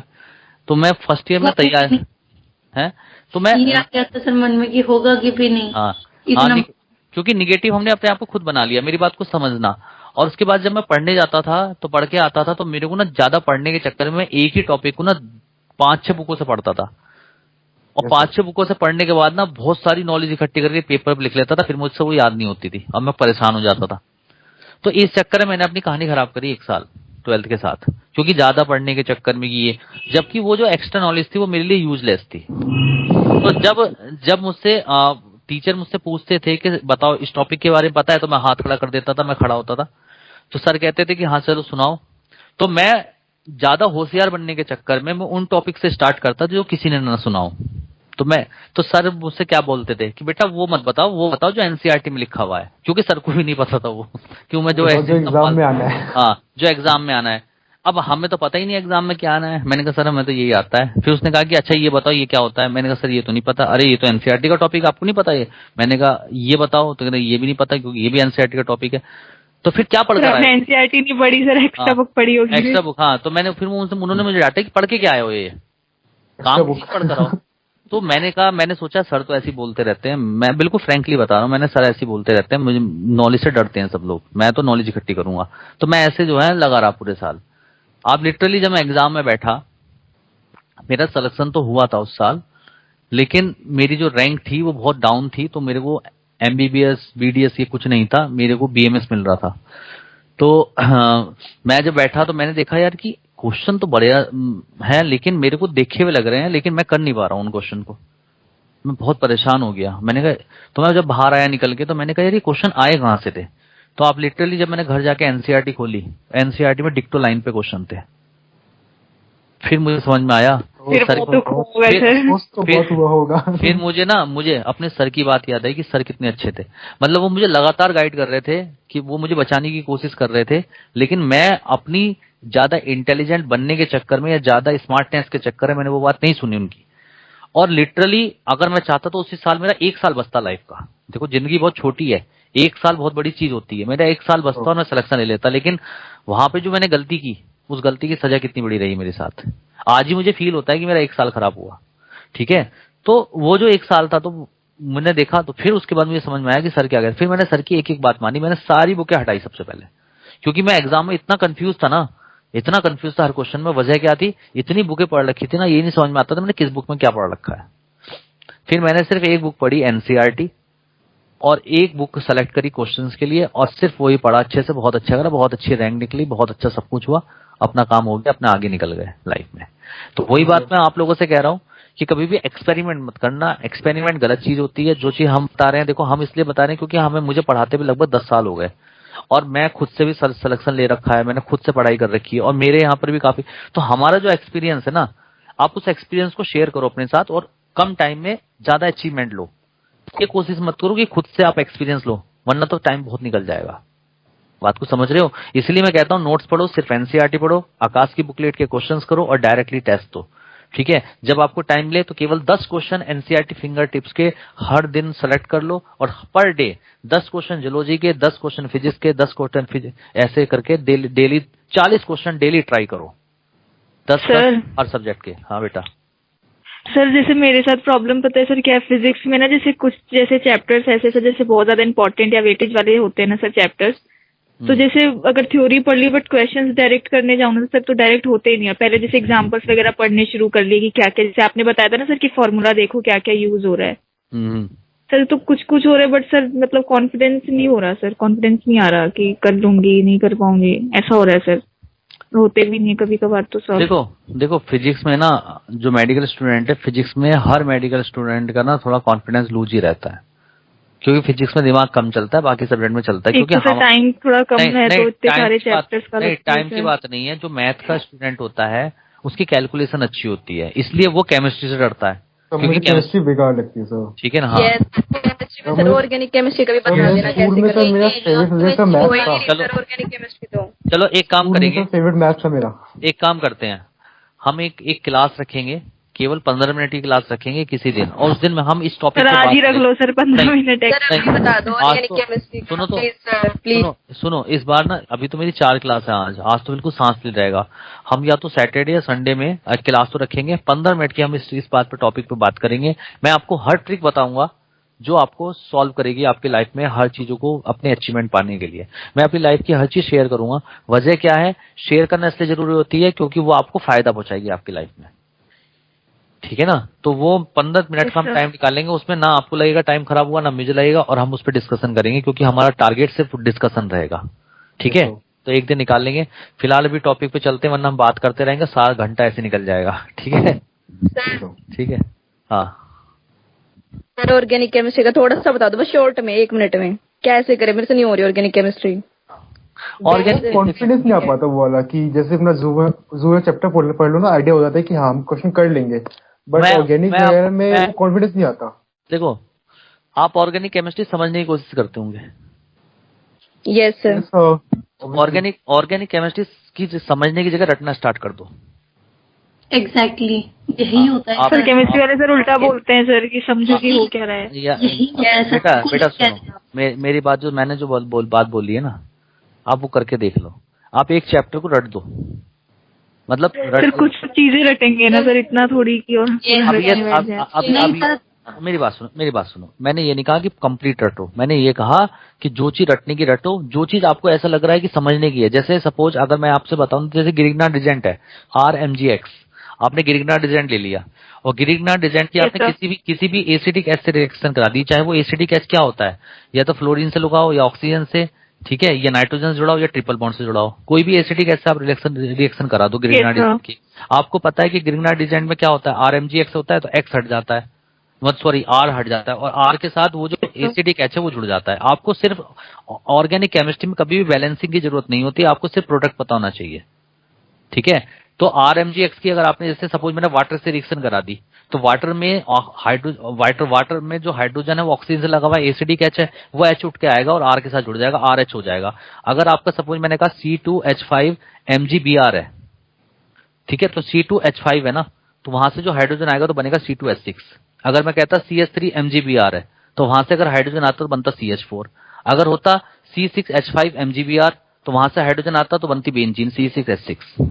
सर ऐसे तो हो जा रहे हैं सर, समझ आ रहा है कि रिएक्शन हो कैसे रहा है, लेकिन कभी कभार ना ऐसे कुछ जैसे ऑर्डर्स याद करने हो या फिर किसी का कुछ अलग ही रीजन सारी चीजें सुनो, सारी चीजें ना, सारी चीजें, सब चीजें ट्रिक्स बेस होती हैं, सबकी ट्रिक्स होती हैं, ठीक है। आप मेरे को सारे भेज देना, एक्सेप्शंस है ना सर। आप एक काम करना, आप मेरे को ना, मैं आपकी एक हेल्प कर सकता हूँ, आप मेरे को टेलीग्राम पे सेंड कर देना, मैं उनके ट्रिक्स बना के आपको दे दूंगा, मुझे पता है सबके ट्रिक क्या है, ठीक है। आपका कोई क्वेश्चन गलत नहीं हो सकता। पर्सनली की सेंड करना, ग्रुप में दे देना। पर्सनली, नो ग्रुप, ठीक है। जिसको पर्सनली मिल रहा है वो ग्रुप में डाल देना वापस। मैं आपको उसमें सपोर्ट कर सकता हूँ सर हम सब भी देख लेंगे ना। हाँ, नहीं निमोनिक्स, मैं निमोनिक्स बता सकता हूँ कि किस तरीके से उसको सॉल्व करते हैं, ठीक है। चीजें मुझे आती हैं, मेरी केमिस्ट्री बहुत बढ़िया है, ठीक है, तो पूछ लेना। चलिए मैं अभी फिलहाल इस पे डायरेक्ट टॉपिक पे चलते हैं, बहुत टाइम हो गया, कुछ बच्चे गुस्सा भी कर रहे होंगे, सर पढ़ा नहीं रहे। चलिए तो बात करते हैं रिप्रोडक्टिव सिस्टम ऑफ कॉकरोच। तो अगर बेटा कॉकरोच की आप रिप्रोडक्टिव सिस्टम की बात करते हो तो देखो, कॉकरोच में जो मेल कॉकरोच और फीमेल कॉकरोच होता है अलग अलग होता है, यानी कि कैसी बॉडी है, यूनिसेक्सुअल बॉडी है ना। तो जब यूनिसेक्सुअल बॉडी है तो कंडीशन कैसी होगी बेटा, डायोसिस कंडीशन होगी, और डायोसिस होगी।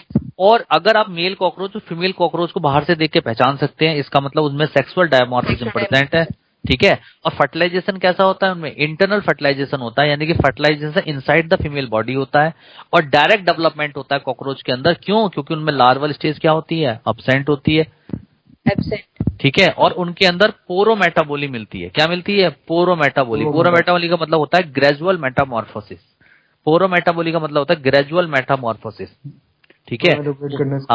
हाँ PAURO। मतलब थोड़ा एक्सप्लेन करो, मतलब मैं हल्का सा, वैसे बाद में भी आएगा, मैं हल्का सा बता देता हूँ। पोरोमेटाबोली में क्या होते हैं, सबसे पहले देखो मैं एक मिनट बता देता हूँ।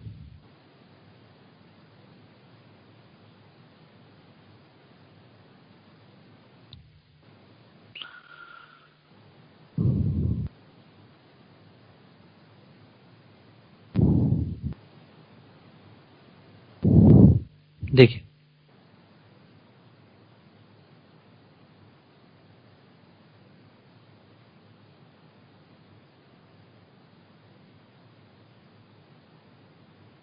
हाँ, देखिए क्या होता है, मेरी बात को समझिएगा। जैसे बेटा ये मेल कॉकरोच है, मैं आपको एक दिमाग में हल्की सी इमेज बना रहा हूं, ये मेल कॉकरोच है और इधर फीमेल कॉकरोच है। तो मेल कॉकरोच के अंदर बेटा क्या बनेंगे, स्पर्म बनेंगे, और फीमेल कॉकरोच में क्या बनेंगे, ओवा बनेंगे या एग बनेंगे। ये इसको ओवम भी कहते हैं, ठीक। अब क्या होता है, मेल और फीमेल कॉकरोच के बीच में, दोनों के बीच में होगा कोपुलेशन। क्या होगा, कोपुलेशन। कोपुलेशन का मतलब क्या होता है, कोपुलेशन का मतलब होता है फिल्ड स्पर्म इनटू द, बेटा म्यूट कर दो, स्पर्मेथिका ऑफ फीमेल कॉकरोच। यानी कि जो फीमेल कॉकरोच है, फीमेल कॉकरोच में मिलती है स्पर्मेथिका, उन स्पर्मेथिका के अंदर मेल अपने स्यूडोपेनिस से स्पर्म को फिल्ड कर देता है, उस प्रोसेस को बोलते हैं कोपुलेशन। क्या बोलते हैं उसे, कॉपुलेशन। सिंपल वर्ड में स्पर्म को फीमेल के अंदर फिल्ड करना कोपुलेशन कहलाता है। क्लियर? तो कोपुलेशन हो गया। जब कोपुलेशन हो जाएगा, ठीक है, तो यानी कि फीमेल के अंदर क्या कर दिया इसने, स्पर्मेथिका के अंदर क्या कर दिया, स्पर्म फिल्ड कर दिए, ठीक है। तो अब क्या हो गया, कोपुलेशन के बाद ये क्या हो जाते हैं दोनों, फिर ये दोनों मेल और फीमेल कॉकरोच क्या हो जाएंगे, सेपरेट हो जाएंगे। सेपरेट हो गए। सेपरेट होने के बाद अब क्या होगा, जो फीमेल कॉकरोच है, फीमेल कॉकरोच के स्पर्मेथिका के अंदर क्या है, अब स्पर्म है, ठीक है। और फीमेल के जो ओवरी हैं, इससे यहाँ क्या निकलेगा, एग, ओवम। अब ये आपस में फर्टिलाइज कर जाएंगे और क्या बन जाएगा? जाइगोट। जाइगोट। जाइगोट। अब क्या है, ओवरी जो होती है फीमेल कॉकरोच की, जो ओवरी होती है उसके अंदर टोटल एक बारी में 16 एग बनते हैं। 8 एग एक ओवरी से आते हैं, 8 एग एक ओवरी से आते हैं, यानी टोटल 16 एग की रो आती है। नई बात समझ में आई? तो यानी कि यहाँ पे कितने एग फर्टिलाइज करेंगे? 14 to 16 egg. Yes sir, around. हाँ, 16 के टोटल भी हो सकते हैं, 14 भी हो सकते हैं। 14 to 16 एग यहाँ पे फर्टिलाइज हो जाएंगे। बोलो हाँ या ना? Yes sir. तो यानी कि जाइगोट को आप क्या कहोगे? Fertilize egg. क्या कहोगे? Fertilize egg. तो अब 14 से 16 जो फर्टिलाइज एग बने यहाँ पर, अब इनके चारों तरफ क्या बन जाएगी? ऊथिका बन जाएगी। क्या बन जाएगी इनके चारों तरफ? ऊथिका। यानी कि जो जाइगोट है, जाइगोट के चारों तरफ, जैसे ये जाइगोट है तो जाइगोट के चारों तरफ ब्राउन कलर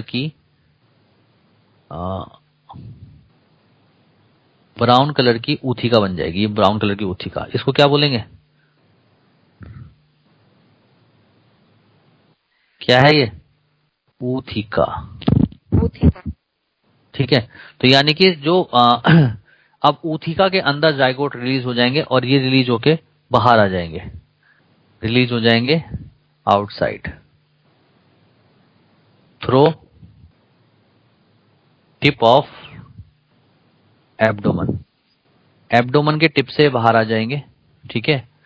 और आने के बाद अब ये जो ऊथिका है ये डिसॉल्व हो जाएगी। ऊथिका क्या हो जाएगी? डिसॉल्व हो जाएगी और जाइगोट बाहर आ जाएंगे। अब इस जाइगोट से बनेगा क्या? निम्फ। क्या बनेगा? बोलो।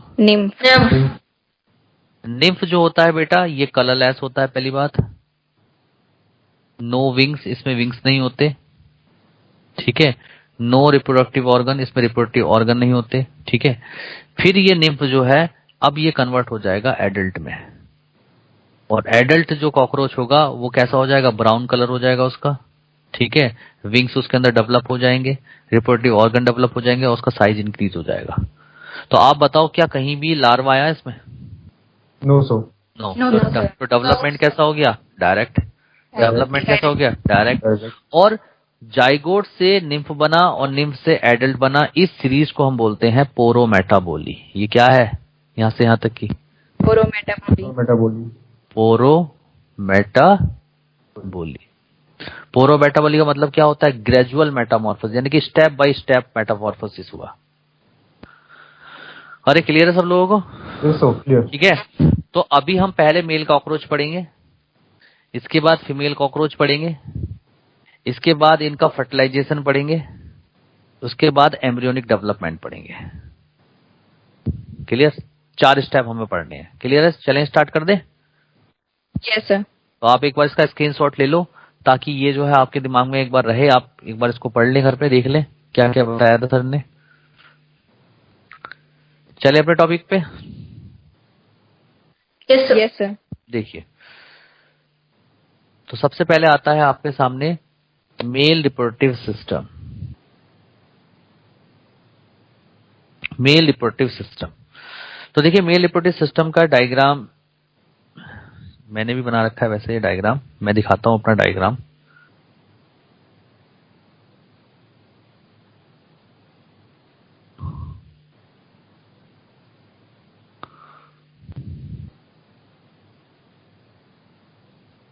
दिख रहा है सबको diagram?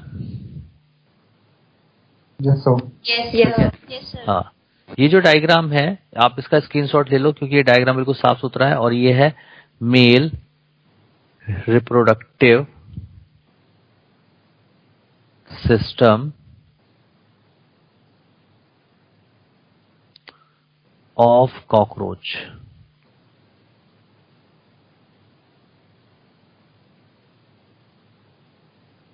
Mail reproductive system of cockroach. तो आप इसमें देखिए, आप सबसे पहले देखिए, पहली बात तो बेटा जो मेल रिप्रोडक्टिव सिस्टम होता है ये एब्डोमेन में प्रेजेंट होता है। कहां प्रेजेंट होता है? एब्डोमेन। हाँ, ये एब्डोमेन में प्रेजेंट होता है क्योंकि मैंने आपको बताया था कॉकरोच की बॉडी के कितने पार्ट होते हैं? 3 पार्ट होते हैं कॉकरोच की बॉडी में। सबसे आगे होता है हेड, फिर होता है थोरेक्स और फिर हेड, थोरैक्स, एब्डोमेन। हाँ, तो एब्डोमेन वाले पार्ट में ही मेल रिप्रोडक्टिव सिस्टम होता है और एब्डोमेन वाले पार्ट में ही फीमेल रिप्रोडक्टिव सिस्टम होता है। क्लियर है सबको? Yes sir. ठीक Yes, है। sir. अब आपको मैंने ये भी बताया था कि जो एब्डोमेन वाला जो पार्ट होता है वो टोटल 10 सेगमेंट से बनता है। बताया था नहीं बताया था? याद करो। Yes sir.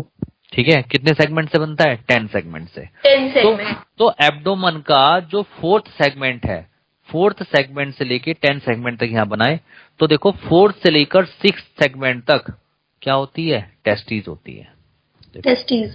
फोर्थ से लेकर 6 तक टेस्टीज है। ठीक है, तो यानी कि टेस्टीज कितनी है? 2 है, यानी कि 1 पेयर है। ठीक है, और कैसी है? ट्राई लोब्ड है। देखो 3 लोब है, 1 lobe, 2nd lobe, 3rd lobe, यानी कि ट्राई लोब्ड है और एक्सटेंड फ्रॉम 4 to 6 सेगमेंट। कहां से कहां एक्सटेंड कर रही है जल्दी बताओ? 4 to 6।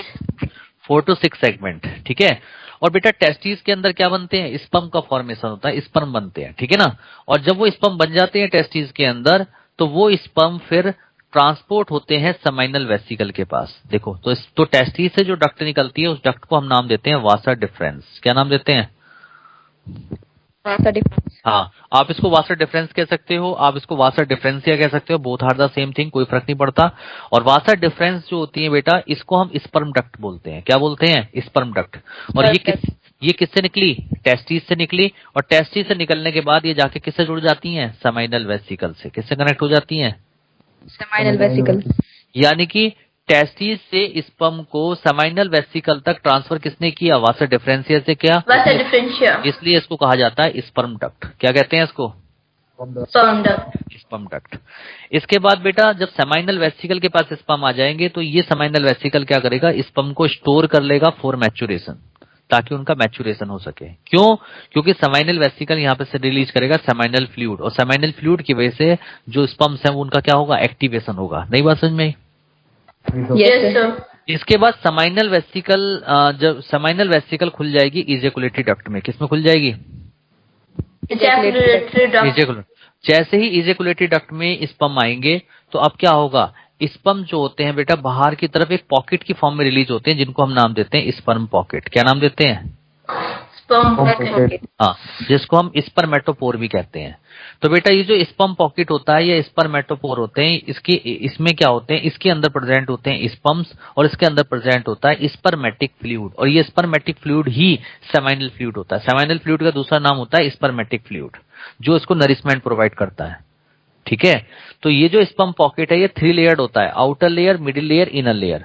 तो इसकी जो आउटर लेयर होती है उसको बनाती है फैलिक ग्लैंड, मिडिल लेयर बनाती है इजेकुलेटरी डक्ट, और इनर लेयर बनाती है लॉन्ग ट्यूब्यूल। कैसे? इधर देखिए इसका मतलब ये है कि टेस्टिस कनेक्ट होती हैं वासा डिफरेंसिया से, वासा डिफरेंस से जाके जुड़ जाती है सेमाइनल वेसिकल से, सेमाइनल वेसिकल जाके जुड़ जाती है इजेकुलेटरी डक्ट से। यहां तक बात समझ में आ गई?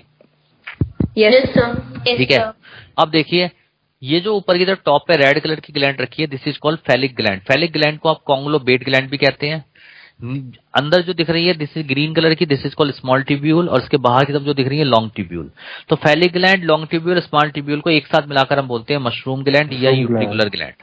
मशरूम ग्लैंड बोलते हैं या बोलते हैं utricular gland. Clear? Yes sir. Yes. Clear? हाँ, तो बेटा क्या होता है जब स्पर्म बाहर रिलीज होते हैं मेल कॉकरोच से तो एक पॉकेट में रिलीज होते हैं, जिसको हम नाम देते हैं स्पर्मेटोपोर। और स्पर्मेटोपोर जो होते हैं इसकी 3 लेयर होती है, outer layer, middle layer, inner layer. Outer layer को कौन बनाती है? Phallic gland. मिडिल लेयर कौन बनाती है? Ejaculatory duct. और इनर लेयर कौन बनाती है? Long tubule.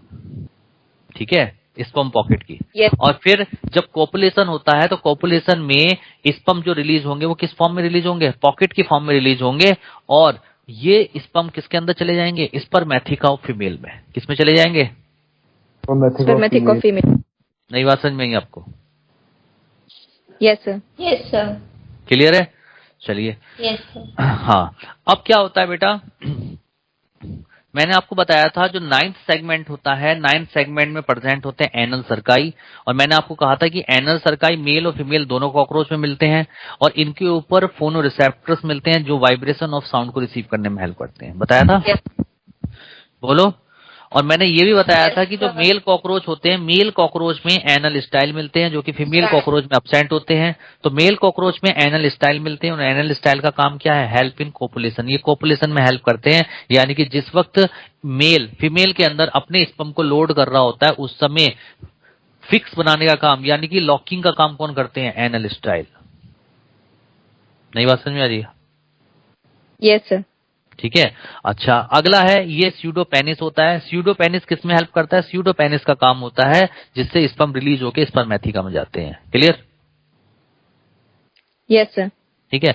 और साथ ही साथ बेटा ये जो साइड में आपको दिखाई दे रहे हैं दिस इज कॉल्ड गोनोपोफाइसिस और फेलोमियर्स जो कि नंबर में 3 होते हैं। मैंने आपको बताया था गोनोपोफाइसिस और फेलोमियर जो होते हैं ये काइटिनियस प्लेट्स हैं जिनका नंबर 3 होता है और इनका काम क्या होता है? ये जो जेनाइटल पोर होते हैं उनको चारों तरफ से सराउंड करने का काम करते हैं। मैंने लिखवाया था ये पॉइंट। ठीक है। और किस में हेल्प करते हैं? कोपुलेशन में हेल्प करते हैं। तो यानी कि गोनोपोफाइसिस और एनल स्टाइल दोनों ही कोपुलेशन में हेल्प करते हैं। एनल सर्काई का काम वाइब्रेशन ऑफ साउंड है। ठीक है। तो इस तरीके से अगर सबके फंक्शंस को अगर मैं आपको बताऊं तो टेस्टिस का फंक्शन क्या है? Formation of sperm. Vasa differentia का काम क्या है? स्पर्म को टेस्टिस से सेमाइनल वेसिकल में ट्रांसपोर्ट करना। सेमाइनल वेसिकल का काम क्या है? Storage of sperm. Ejaculatory duct का काम क्या है? फॉर्मेशन ऑफ स्पर्म पॉकेट जो कि ये स्पर्म पॉकेट की मिडिल लेयर बनाता है। आउटर लेयर फेलिक ग्लैंड बनाती है। इनर लेयर लॉन्ग ट्यूब्यूल बनाती है। ठीक है। एनल सर्काई का काम क्या है? Receive vibration of sound. Gonapophysis और एनल स्टाइल का काम क्या है? Help in copulation. नई बात समझ में आई आपको? Yes sir. तो ये था male reproductive system of cockroach. समझ में आया सबको? सर ये यस सर। एक वो बचा ना, क्या? ये टिटिलेटर। टिटिलेटर भी बेटा काइटिनियस प्लेट्स होती हैं, ये भी कोपुलेशन में हेल्प करती हैं। सर हाँ, एक बार ये सेमाइनल वेसिकल्स बता दो। यहाँ पे तो मशरूम ग्लैंड आ गया पूरा का पूरा है? ये तो पूरा का पूरा मशरूम ग्लैंड है, तो सेमाइनल वेसिकल्स की जगह तो है ही नहीं। बेटा सेमाइनल वेसिकल अंदर चली जाती है ना बीच है और फिर सेमाइनल वेसिकल से तो निकल कर आ रही है इजैकुलेटरी डक्ट। ठीक है। तो भाई ऐसे करके सेमाइनल वेसिकल जा रही है और ऐसे करके इजैकुलेटरी डक्ट। आपने सुना होगा ना वासा डिफरेंशिया और सेमाइनल वेसिकल के जुड़ने से इजैकुलेटरी डक्ट बनती है ना। अरे आपने सुना होगा ना ये इधर से वासा डिफरेंशिया होती है और इधर से क्या आती है? Seminal vesicle. आपने और फिर जो डक्ट बनती है उसको तो बोलते हैं इजैकुलेटरी डक्ट। ठीक है सर। नई बात समझ में आई आपको? ठीक आ है। गई। तो ये जो वासा डिफरेंशिया है ये सेमाइनल वेसिकल के साथ जुड़ के अंदर से इजैकुलेटरी डक्ट बना रहा है ना। क्लियर है सबको? बोलो। Yes sir. चलिए यस। तो देखिए ये डायग्राम यहाँ बना हुआ है, उसका स्क्रीनशॉट ले लिया आप लोगों ने? ले लीजिए Yes, screenshot. Yes, colour sir. Diagram है। ठीक है। अब देखिए आपको कितना अच्छा समझ में आएगा। सो देखिए सर ये देखिए बैक करना, मैं स्क्रीनशॉट में भूल गया please. Thank you sir. Done sir.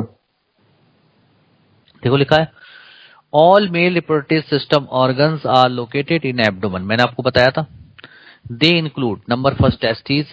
Mail gonads are a pair of testis lying one on either side dorsolateral side of 4 to 6 abdominal segment. और इसका फंक्शन क्या है? It form sperms. ये स्पम्स बनाता है। सेकेंड है बेटा वासा डिफरेंस, ये स्पर्म डक्ट कहते हैं। The paired vasa deferentia are from each testis run posteriorly and downwardly towards the ejaculatory duct. आप देखो इसमें खुद देखो ना, आप डायग्राम को देखो, वासा डिफरेंशिया कहाँ मूव कर रही है? डाउनवर्डली मूव कर रही है टुवर्ड्स द इजैकुलेटरी डक्ट। अरे बोलो। Yes sir. और इसका काम Yes, क्या sir. है? It transfer sperms from testis to seminal vesicle, यानी कि टेस्टिस से सेमाइनल वेसिकल में स्पर्म को ट्रांसपोर्ट करने में हेल्प करता है। अगला आता है seminal vesicle. They are present on the ventral surface of anterior part of ejaculatory duct. They are numerous small gliston sac like structure are meant for storage of sperm for maturation। मैंने कहा था ना इसका काम क्या है? Storage of sperm for maturation, ताकि maturation हो सके। अगला है the sperms are stored and glued together in the form of bundles called spermatophore, यानी कि sperm pocket which is discharge during copulation. जो कोपुलेशन के टाइम पे क्या हो जाता है बेटा? डिस्चार्ज हो जाता है sperm pocket. Clear? Yes, sir. और स्पर्मेटोपोर होता है कैसा, लिखिए, देखिए, spermatophore is a pear shaped capsule containing spermatic fluid and sperms. 3 चीजें होती हैं, 2 चीजें होती हैं, उसके अंदर स्पर्म्स होते हैं और स्पर्मेटिक फ्लूइड होता है। इसके बाद आता है इजैकुलेटरी डक्ट। अगला क्या आता है? Ejaculatory duct. हाँ, इजैकुलेटरी डक्ट से आगे आपको लिखना पड़ेगा क्योंकि मेरे पास लिखा हुआ नहीं है। ठीक है, यहाँ तक कि नोट्स अरेंज हो पाए थे, तो अपनी कॉपी निकाल लो, इसको कंटिन्यू कर दो। बताइए, लिखवा दें? बोलिए। Yes, sir. Yes sir, Yes, sir. Yes sir. चलिए Yes, sir. चलिए, तो लिख दीजिए इजैकुलेटरी डक्ट। हेड डालिए आप, ejaculatory duct. Ejaculatory duct head डाल दीजिए। देखिए, it is a single comma median. Median मतलब क्या होता है? बीच में होता है ये median. And muscular duct that extend posteriorly and open into the genital pouch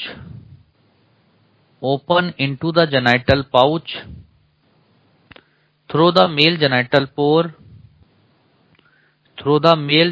pore lying lying immediately below the anus।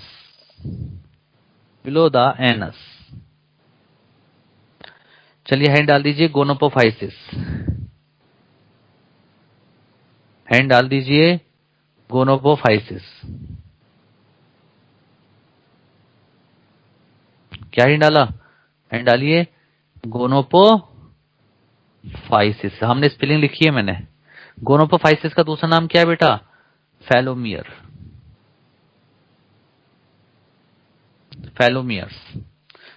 लिखिए, in the genital pouch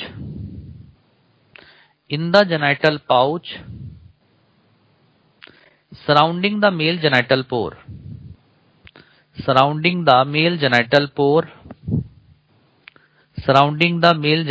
pore comma are present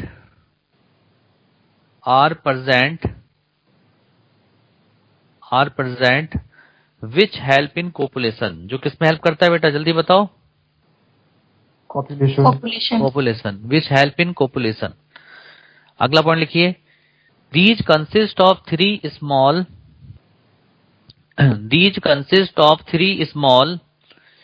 irregular chitinous plates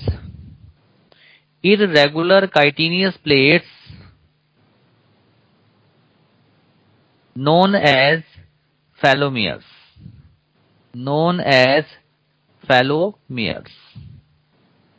क्या बोलते हैं उसको?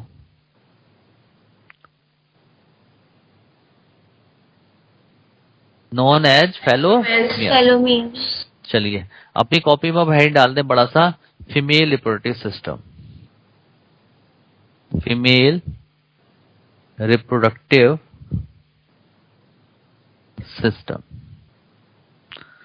तो समझाते बेटा female reproductive system. Mail तो समझ में आ गया ना अच्छे से?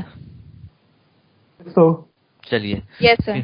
तो फीमेल का डायग्राम भी मेरे पास है, मैं आपको डायग्राम दिखा देता हूँ फीमेल का।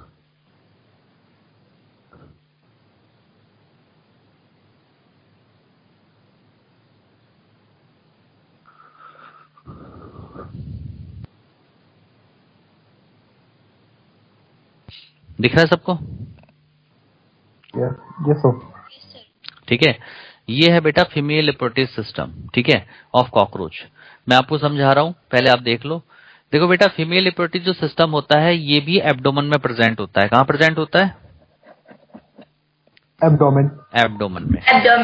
ठीक है, और एब्डोमेन में टोटल 10 सेगमेंट होते हैं। तो बेटा देखो, सेकंड सेगमेंट से लेकर 6 सेगमेंट तक प्रेजेंट होती हैं ओवरी। यानी कि ओवरी कहां से कहां एक्सटेंड करती हैं? सेकंड टू 6 सेगमेंट तक ये एक्सटेंड करती हैं। ठीक है, ओवरी। और एक ओवरी के अंदर 8 ओवरियोल होते हैं। आप देखो, ये ओवरियोल है 1 2 3 4, ऐसे टोटल कितने ओवरियोल हैं? ये 8 ओवरियोल है। यानी कि एक ओवरी जो कॉकरोच की होती है, फीमेल कॉकरोच की, वो 8 ओवरियोल से बनती है। और एक ओवरियोल के अंदर कितने बनते हैं? एक ओवरियोल के अंदर एक एग बनता है। तो अगर एक एग, हाँ, तो यहाँ पे 8 ओवरियोल है तो कितने एग बनेंगे? 8 एग, 8 एग, और 8 एग इधर बनेंगे और 8 एग इधर बनेंगे। ठीक है, बात समझ में आई या नहीं आई? Yes sir. ठीक है, और ये ओवरी से जो डक्ट निकलेगी उस डक्ट को आप नाम दोगे लेटरल ओविडक्ट। क्या नाम दोगे?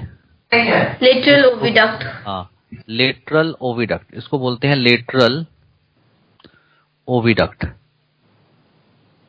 ये ठीक है, और ये दोनों साइड से जो लेटरल ओविडक्ट आएगी, ये तो राइट लेटरल ओविडक्ट हो गई, ये लेफ्ट लेटरल ओविडक्ट हो गई, ये आपस में जुड़ के बना देगी कॉमन ओविडक्ट। क्या बना देगी?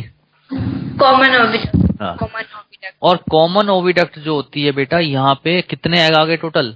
16 एग। 8 एग इधर से आ गए, 8 एग इधर से आ गए, यानी कि टोटल 8 + 8 के एग की रो बन गई यहाँ पर। बोलो हाँ या ना? तो यस सर। अब बेटा क्या होता है, अगर आप नीचे की तरफ चलते हैं तो बेटा इधर देखिए ये देखिए यहाँ पे नीचे की तरफ जो होता है जेनाइटल पाउच होता है। ये नीचे की तरफ क्या है? जेनाइटल। हाँ, समझना बिल्कुल। एक मिनट। हाँ, जेनाइटल पाउच होता है ये नीचे की तरफ। ठीक है, जेनाइटल। और जेनाइटल पाउच कहां से कहां तक होता है? 7th से लेकर 9th स्टर्नम तक, 9th सेगमेंट तक। कहां से कहां तक होता है? 7th to 9th। 7 to 9 sir. 7 to 9 तक जेनाइटल पाउच होता है। तो बेटा क्या होता है, मेरी बात को सुनना, जो 7th सेगमेंट होता है एब्डोमेन का, उसके ऊपर जो स्टर्नाइट होता है, स्टर्नाइट क्या है? वेंट्रल काइटिनियस प्लेट, यानी कि ventral sclerite. Ventral sclerite. हाँ, वेंट्रल स्कल राइट, यानी कि जो 7th स्टर्नाइट है, अब तो समझ में आ रहा है ना, जो 7th स्टर्नाइट होता है वो बाकी सेगमेंट के कंपेयर में लार्ज होता है और बोट शेप्ड होता है। उसकी शेप कैसी होती है? Boat shaped. ठीक है, और वो along with 8th and 9th segment, यानी कि 8th और 9th सेगमेंट के साथ जुड़कर वो एक पाउच बना देता है, जिस पाउच को हम नाम देते हैं जेनाइटल पाउच। तो अब आपको पता लगा जेनाइटल पाउच कैसे बना। 7th स्टर्नम जो होता है वो लार्ज होता है, बोट शेप्ड होता है, and along with 8th and 9th segment it form A pouch like structure called genital pouch. Clear? Yes sir. Yes sir. अब जेनाइटल पाउच के में दो तरीके के जो है पार्ट होते हैं, दो पार्ट होते हैं इसके। एक एंटीरियर शॉर्ट पार्ट होता है जिसको हम नाम देते हैं जेनाइटल एट्रियम, और एक पीछे की तरफ होता है लार्ज पार्ट जिसको हम बोलते हैं ऊथिकल चैम्बर या वेस्टिबुलम। क्या बोलते हैं? ओथिकल चैम्बर या ओथिकल चैम्बर या वेस्टिबुलम। वेस्टिबुलम।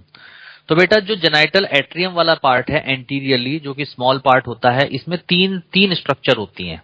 एक प्रेजेंट होती है स्पर्मेथिका, दूसरी स्ट्रक्चर प्रेजेंट होती है फीमेल गोनोपोर, मैं लगा देता हूँ निशान। एक होता है फीमेल गोनोपोर होती है इसमें, एक क्या होती है बेटा? स्पर्मेथिका होती है इसके अंदर, और एक इसके अंदर क्या प्रेजेंट होती है? Collateral gland. क्या प्रेजेंट होती है? Collateral gland. Collateral gland. ये देखिए, ये जो कोलेट्रल ग्लैंड है, ये देखिए देखिए देखिए कहाँ से निकल रही है, ये देखिए कहाँ जा रही है, ये देखिए आप अपने आप देखिए कहाँ से निकल के आ रही है। देखिए जेनाइटल एट्रियम से निकल। जेनाइटल एट्रियम से निकल के। ठीक है, तो तीन चीजें हो गई यहाँ पर। एक तो हो गई कोलेट्रल ग्लैंड, एक हो गई फीमेल गोनोपोर जिससे एग रिलीज होंगे, और एक हो गया स्पर्मेथिका। नई बात समझ में आई? Yes sir. और स्पर्मेथिका की ओपनिंग को आप बोलते हैं स्पर्मेथिकल पोर। क्या बोलते हैं उसे? स्पर्मेथिकल पोर। स्पर्मेथिकल पोर।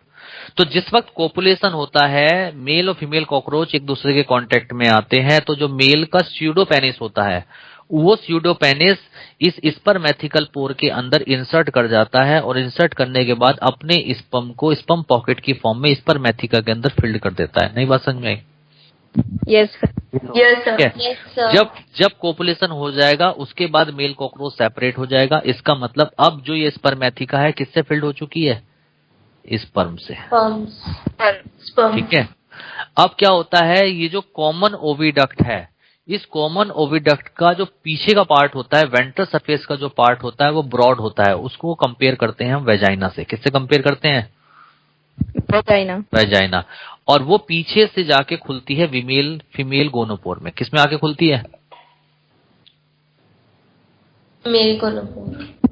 मैं फिर से बता रहा हूँ जो कॉमन ओविडक्ट है इसका जो वेंट्रल सरफेस होता है वो ब्रॉड हो जाता है, जिसको हम नाम देते हैं वेजाइना, और वो वेजाइना की बाहर की वेजाइना आगे की तरफ जाके जो खुलती है वो खिलती है फीमेल गोनोपोर। तो यानी कि ये कॉमन ओविडक्ट पीछे से अपने एग को फीमेल गोनोपोर से जेनाइटल एट्रियम में रिलीज करती है। नहीं बात समझ में यस सर। आ गई? तो यानी कि स्पर्मेथिकल पोर से तो स्पर्म आ गए और फीमेल गोनोपोर से ओवम आ गए, और दोनों ने आपस में क्या कर लिया, फर्टिलाइज कर लिया, और क्या बन गया, जाइगोट। क्या बन गया, जाइगोट। जाइगोट। अब ये जाइगोट जो है नीचे डिसेंड करके ऊथिकल चैम्बर में आ जाएगा। किसमें आ जाएगा, ऊथिकल चैम्बर। और ऊथिकल चैम्बर में जैसे ही आएगा तो अब ये जो कोलेट्रल ग्लैंड है, ये कोलेट्रल ग्लैंड इन जाइगोट के चारों तरफ ऊथिका बना देंगी। क्या बना देंगी, ऊथिका बना देंगी। हाँ, अब जो ये ऊथिका बनेगा ये कैसा होता है, ये एक तरह से लेयर है जो कि ब्राउन कलर की होती है, 8 mm इन साइज होती है। तो एक थिकेस्ट लेयर बन जाएगी चारों तरफ 8 mm की ब्राउन कलर की, जिसको हम नाम देंगे ऊथिका। अब ये जाइगोट जो है बॉडी से बाहर रिलीज हो जाएंगे टिप ऑफ एब्डोमेन से, और जब ये बाहर आ जाएंगे तो आपको मैंने बताया था फिर जो ऊथिका है वो रप्चर हो जाएगी और जाइगोट से बन जाएंगे निम्फ, और निम्फ से बन जाएंगे एडल्ट। नहीं बात समझ में आई? Yes sir. अरे बोलिए, बनी इमेज नहीं बनी आप Yes, लोगों के sir. दिमाग में? Yes sir. बन गई सबके? किसी को क्वेश्चन पूछना है बेटा? तो हाँ बेटा बोलो। सर आपने बोला था कि वो वजाइना पीछे साइड होता है, पीछे साइड मतलब डॉर्सल साइड? क्या चीज? आपने बोला था जैसे वजाइना पीछे साइड होता है और फीमेल गोनोपोर आगे साइड होता है, तो फिर पीछे साइड मतलब डॉर्सल साइड में होता है ना? नहीं, वेंट्रल आप ये कहोगे कॉमन ओविडक्ट का पोस्टीरियर पार्ट। जो कॉमन ओविडक्ट का, ये तो एंटीरियर पार्ट हो गया आगे वाला, उसका जो पोस्टीरियर पार्ट होता है कॉमन ओविडक्ट का उसको कहा जाता है वेजाइना, और वो पीछे से जाके ओपन होता है फीमेल गोनोपोर में एक डक्ट के थ्रू। ठीक है। बात समझ में आई? तो आप ये, हाँ बेटा बोलो। सर स्पर्म और एग ये स्पर्मेथिका के अंदर होंगे फ्यूज, जो जेनाइटल एट्रियम में तो स्पर्मेथिका ही है, उसके अंदर होंगे। स्पर्मेथिका के अंदर थोड़ी होंगे, ये देखो जेनेटल एट्रियम में यहाँ साइड में लिखा हुआ है, देखो इससे इस पे ओपनिंग से बाहर आ गए ना स्पर्म इसके अंदर, और यहाँ से ओवम रिलीज हो गए। Okay sir, yes sir. ठीक है, तभी तो जेनाइटल एट्रियम के अंदर फर्टिलाइजेशन हुआ, और फिर जो ऊथिका Yes, sir. बनेगा वो बनेगा ऊथिकल चैम्बर में, जिसको बोलते हैं वेस्टिबुलम। क्लियर है सबको? यस सर, आ गया। सबके Yes, दिमाग sir. में इमेज बन गई? हैंड डालिए ओवरी। तो ओवरी से पहले एक पॉइंट लिख लो, फीमेल रिप्रोडक्टिव सिस्टम डाल दिया आप लोगों ने heading? Yes sir. Yes sir. लिखिए, लिखिए all female reproductive organs are confined to abdomen. All female reproductive organs are confined to abdomen.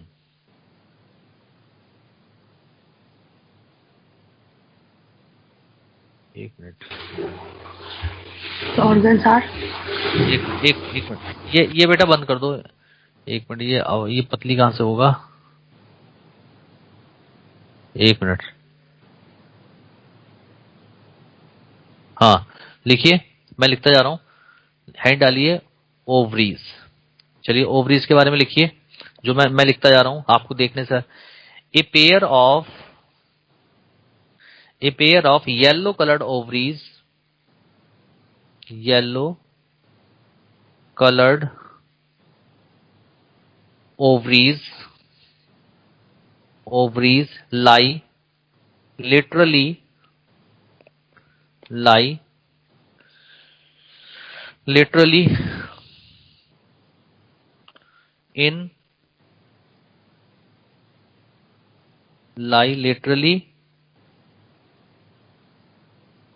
in second to sixth abdominal segment,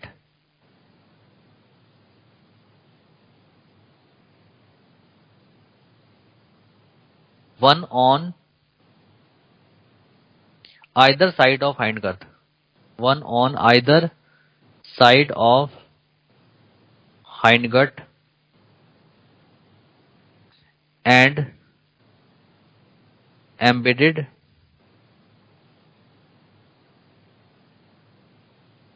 in fat bodies. अगला लिखो, each ovary consist of 8 ओवरियोल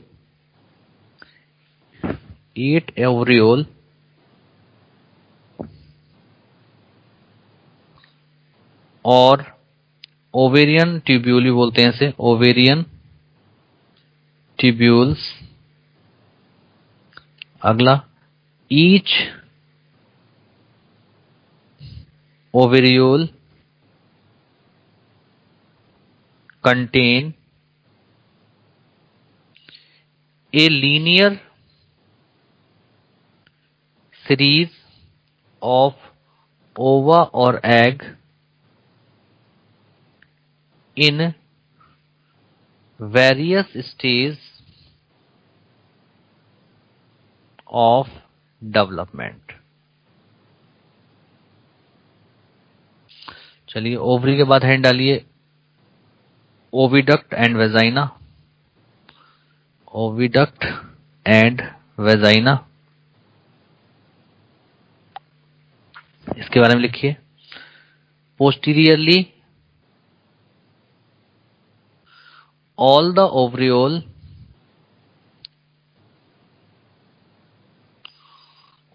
ovarioles of an ovary unite to form a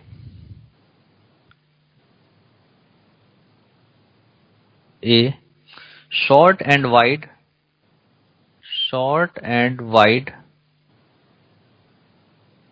lateral oviduct।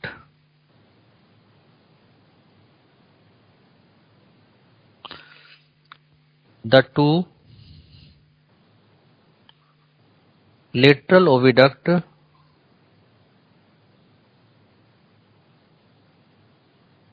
in their turn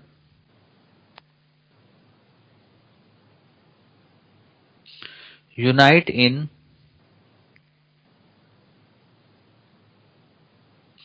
seventh segment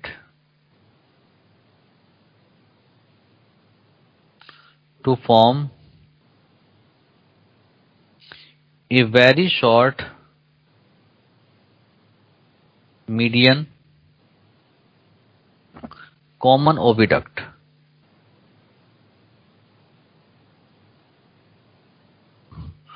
अगला point, it's posterior wider part is called vagina, which open into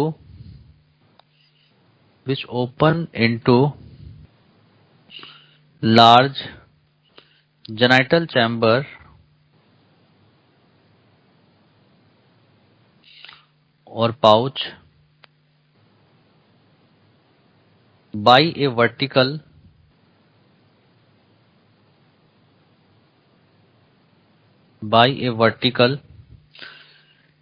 slit like female genital pore।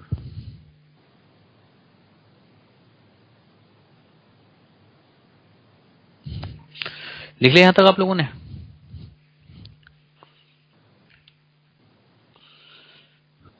Yes, sir. Yes, sir. चलिए, next page आ जाता है इसमें।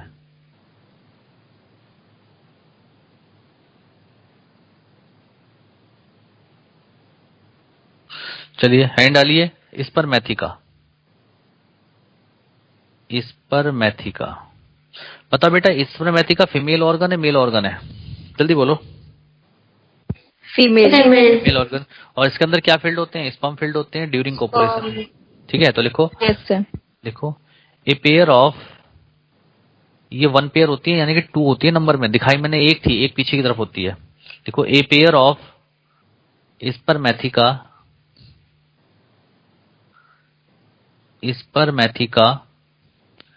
is present in the 6th segment which open into the genital chamber. अगला है in a fertile female spermatheca is found filled with sperms receiving during copulation from the male. During copulation from the male. चलिए अगला लिखिए collateral gland. बता बेटा collateral gland का काम क्या था, कौन बच्चा बताएगा? पॉकेट बनाना, ऊथिका का फॉर्मेशन। ऊथिका का फॉर्मेशन। तो लिखिए a pair of branched accessory और collateral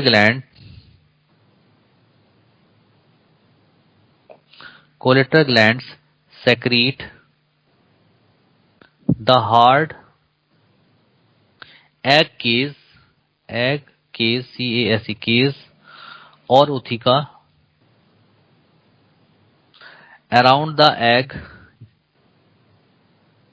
around group of fertilized egg, around group of fertilized egg। और फर्टिलाइज एग को क्या कहते हैं बेटा, जल्दी बताओ? जाइगोट। जाइगोट। चलिए अगला लिखिए जेनाइटल पाउच और चैम्बर। तो बेटा जेनाइटल पाउच और चैम्बर किससे बन रहा था, जल्दी बताओ? 7th स्टर्नम और 8th और 9th स्टर्नम की वजह से। यानी कि 7th स्टर्नम कैसा था, लार्ज था, बोट शेप था, large boat shape. Along with 8th 9th segment उसने बनाया था जेनाइटल पाउच। और जेनाइटल पाउच के दो पार्ट हो गए, एंटीरियर और पोस्टीरियर। एंटीरियर पार्ट को बोला जेनाइटल एट्रियम, पोस्टीरियर पार्ट को बोला ऊथिकल चैम्बर। क्लियर है? तो लिखिए इट इज लोकेटेड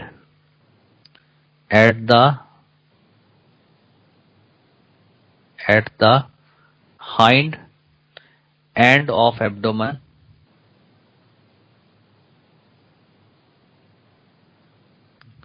अगला पॉइंट लिखिए in female cockroach 7th sternum is large, 7th sternum is large, लंबा बड़ा होता है, boat shaped and along with 8th and 9th sterna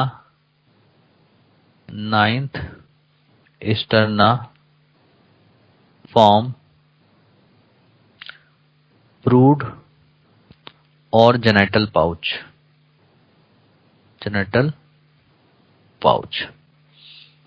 अगला है genital pouch can be divided into 2 parts. 2 parts में divide हो जाते हैं। 2 parts smaller anterior part and smaller anterior part called genital atrium containing क्या क्या चीज होती है जेनाइटल एट्रियम में, जल्दी बताओ? कोलेट्रल ग्लैंड, हाँ, फीमेल जेनाइटल पोर और एक और चीज थी स्पर्मेथिका, पोर्स ऑफ स्पर्मेथिका। ठीक है। और जो पीछे वाला पार्ट है while its larger posterior part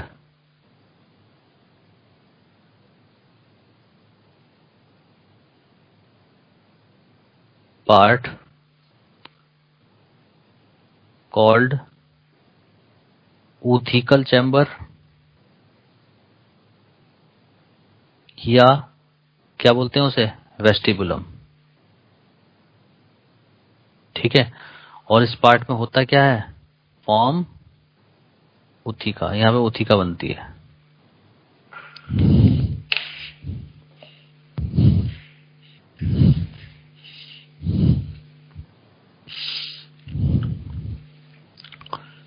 लिख लिया? Yes sir. चलिए एक लास्ट, सब लोगों ने लिख लिया ना बच्चों? Yes sir. Yes sir. चलिए एक last point, external genitalia. External genitalia जिस तरीके से मेल में थे ऐसे फीमेल में भी एक्सटर्नल जेनाइटेलिया होते हैं, जिनको हम यहाँ पे नाम देते हैं ओविपोजिटर। ओविपोजिटर लिख दो। There are 3 pairs of plate-like chitinous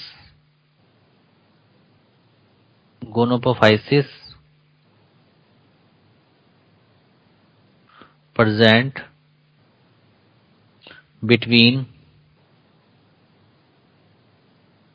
female genital pore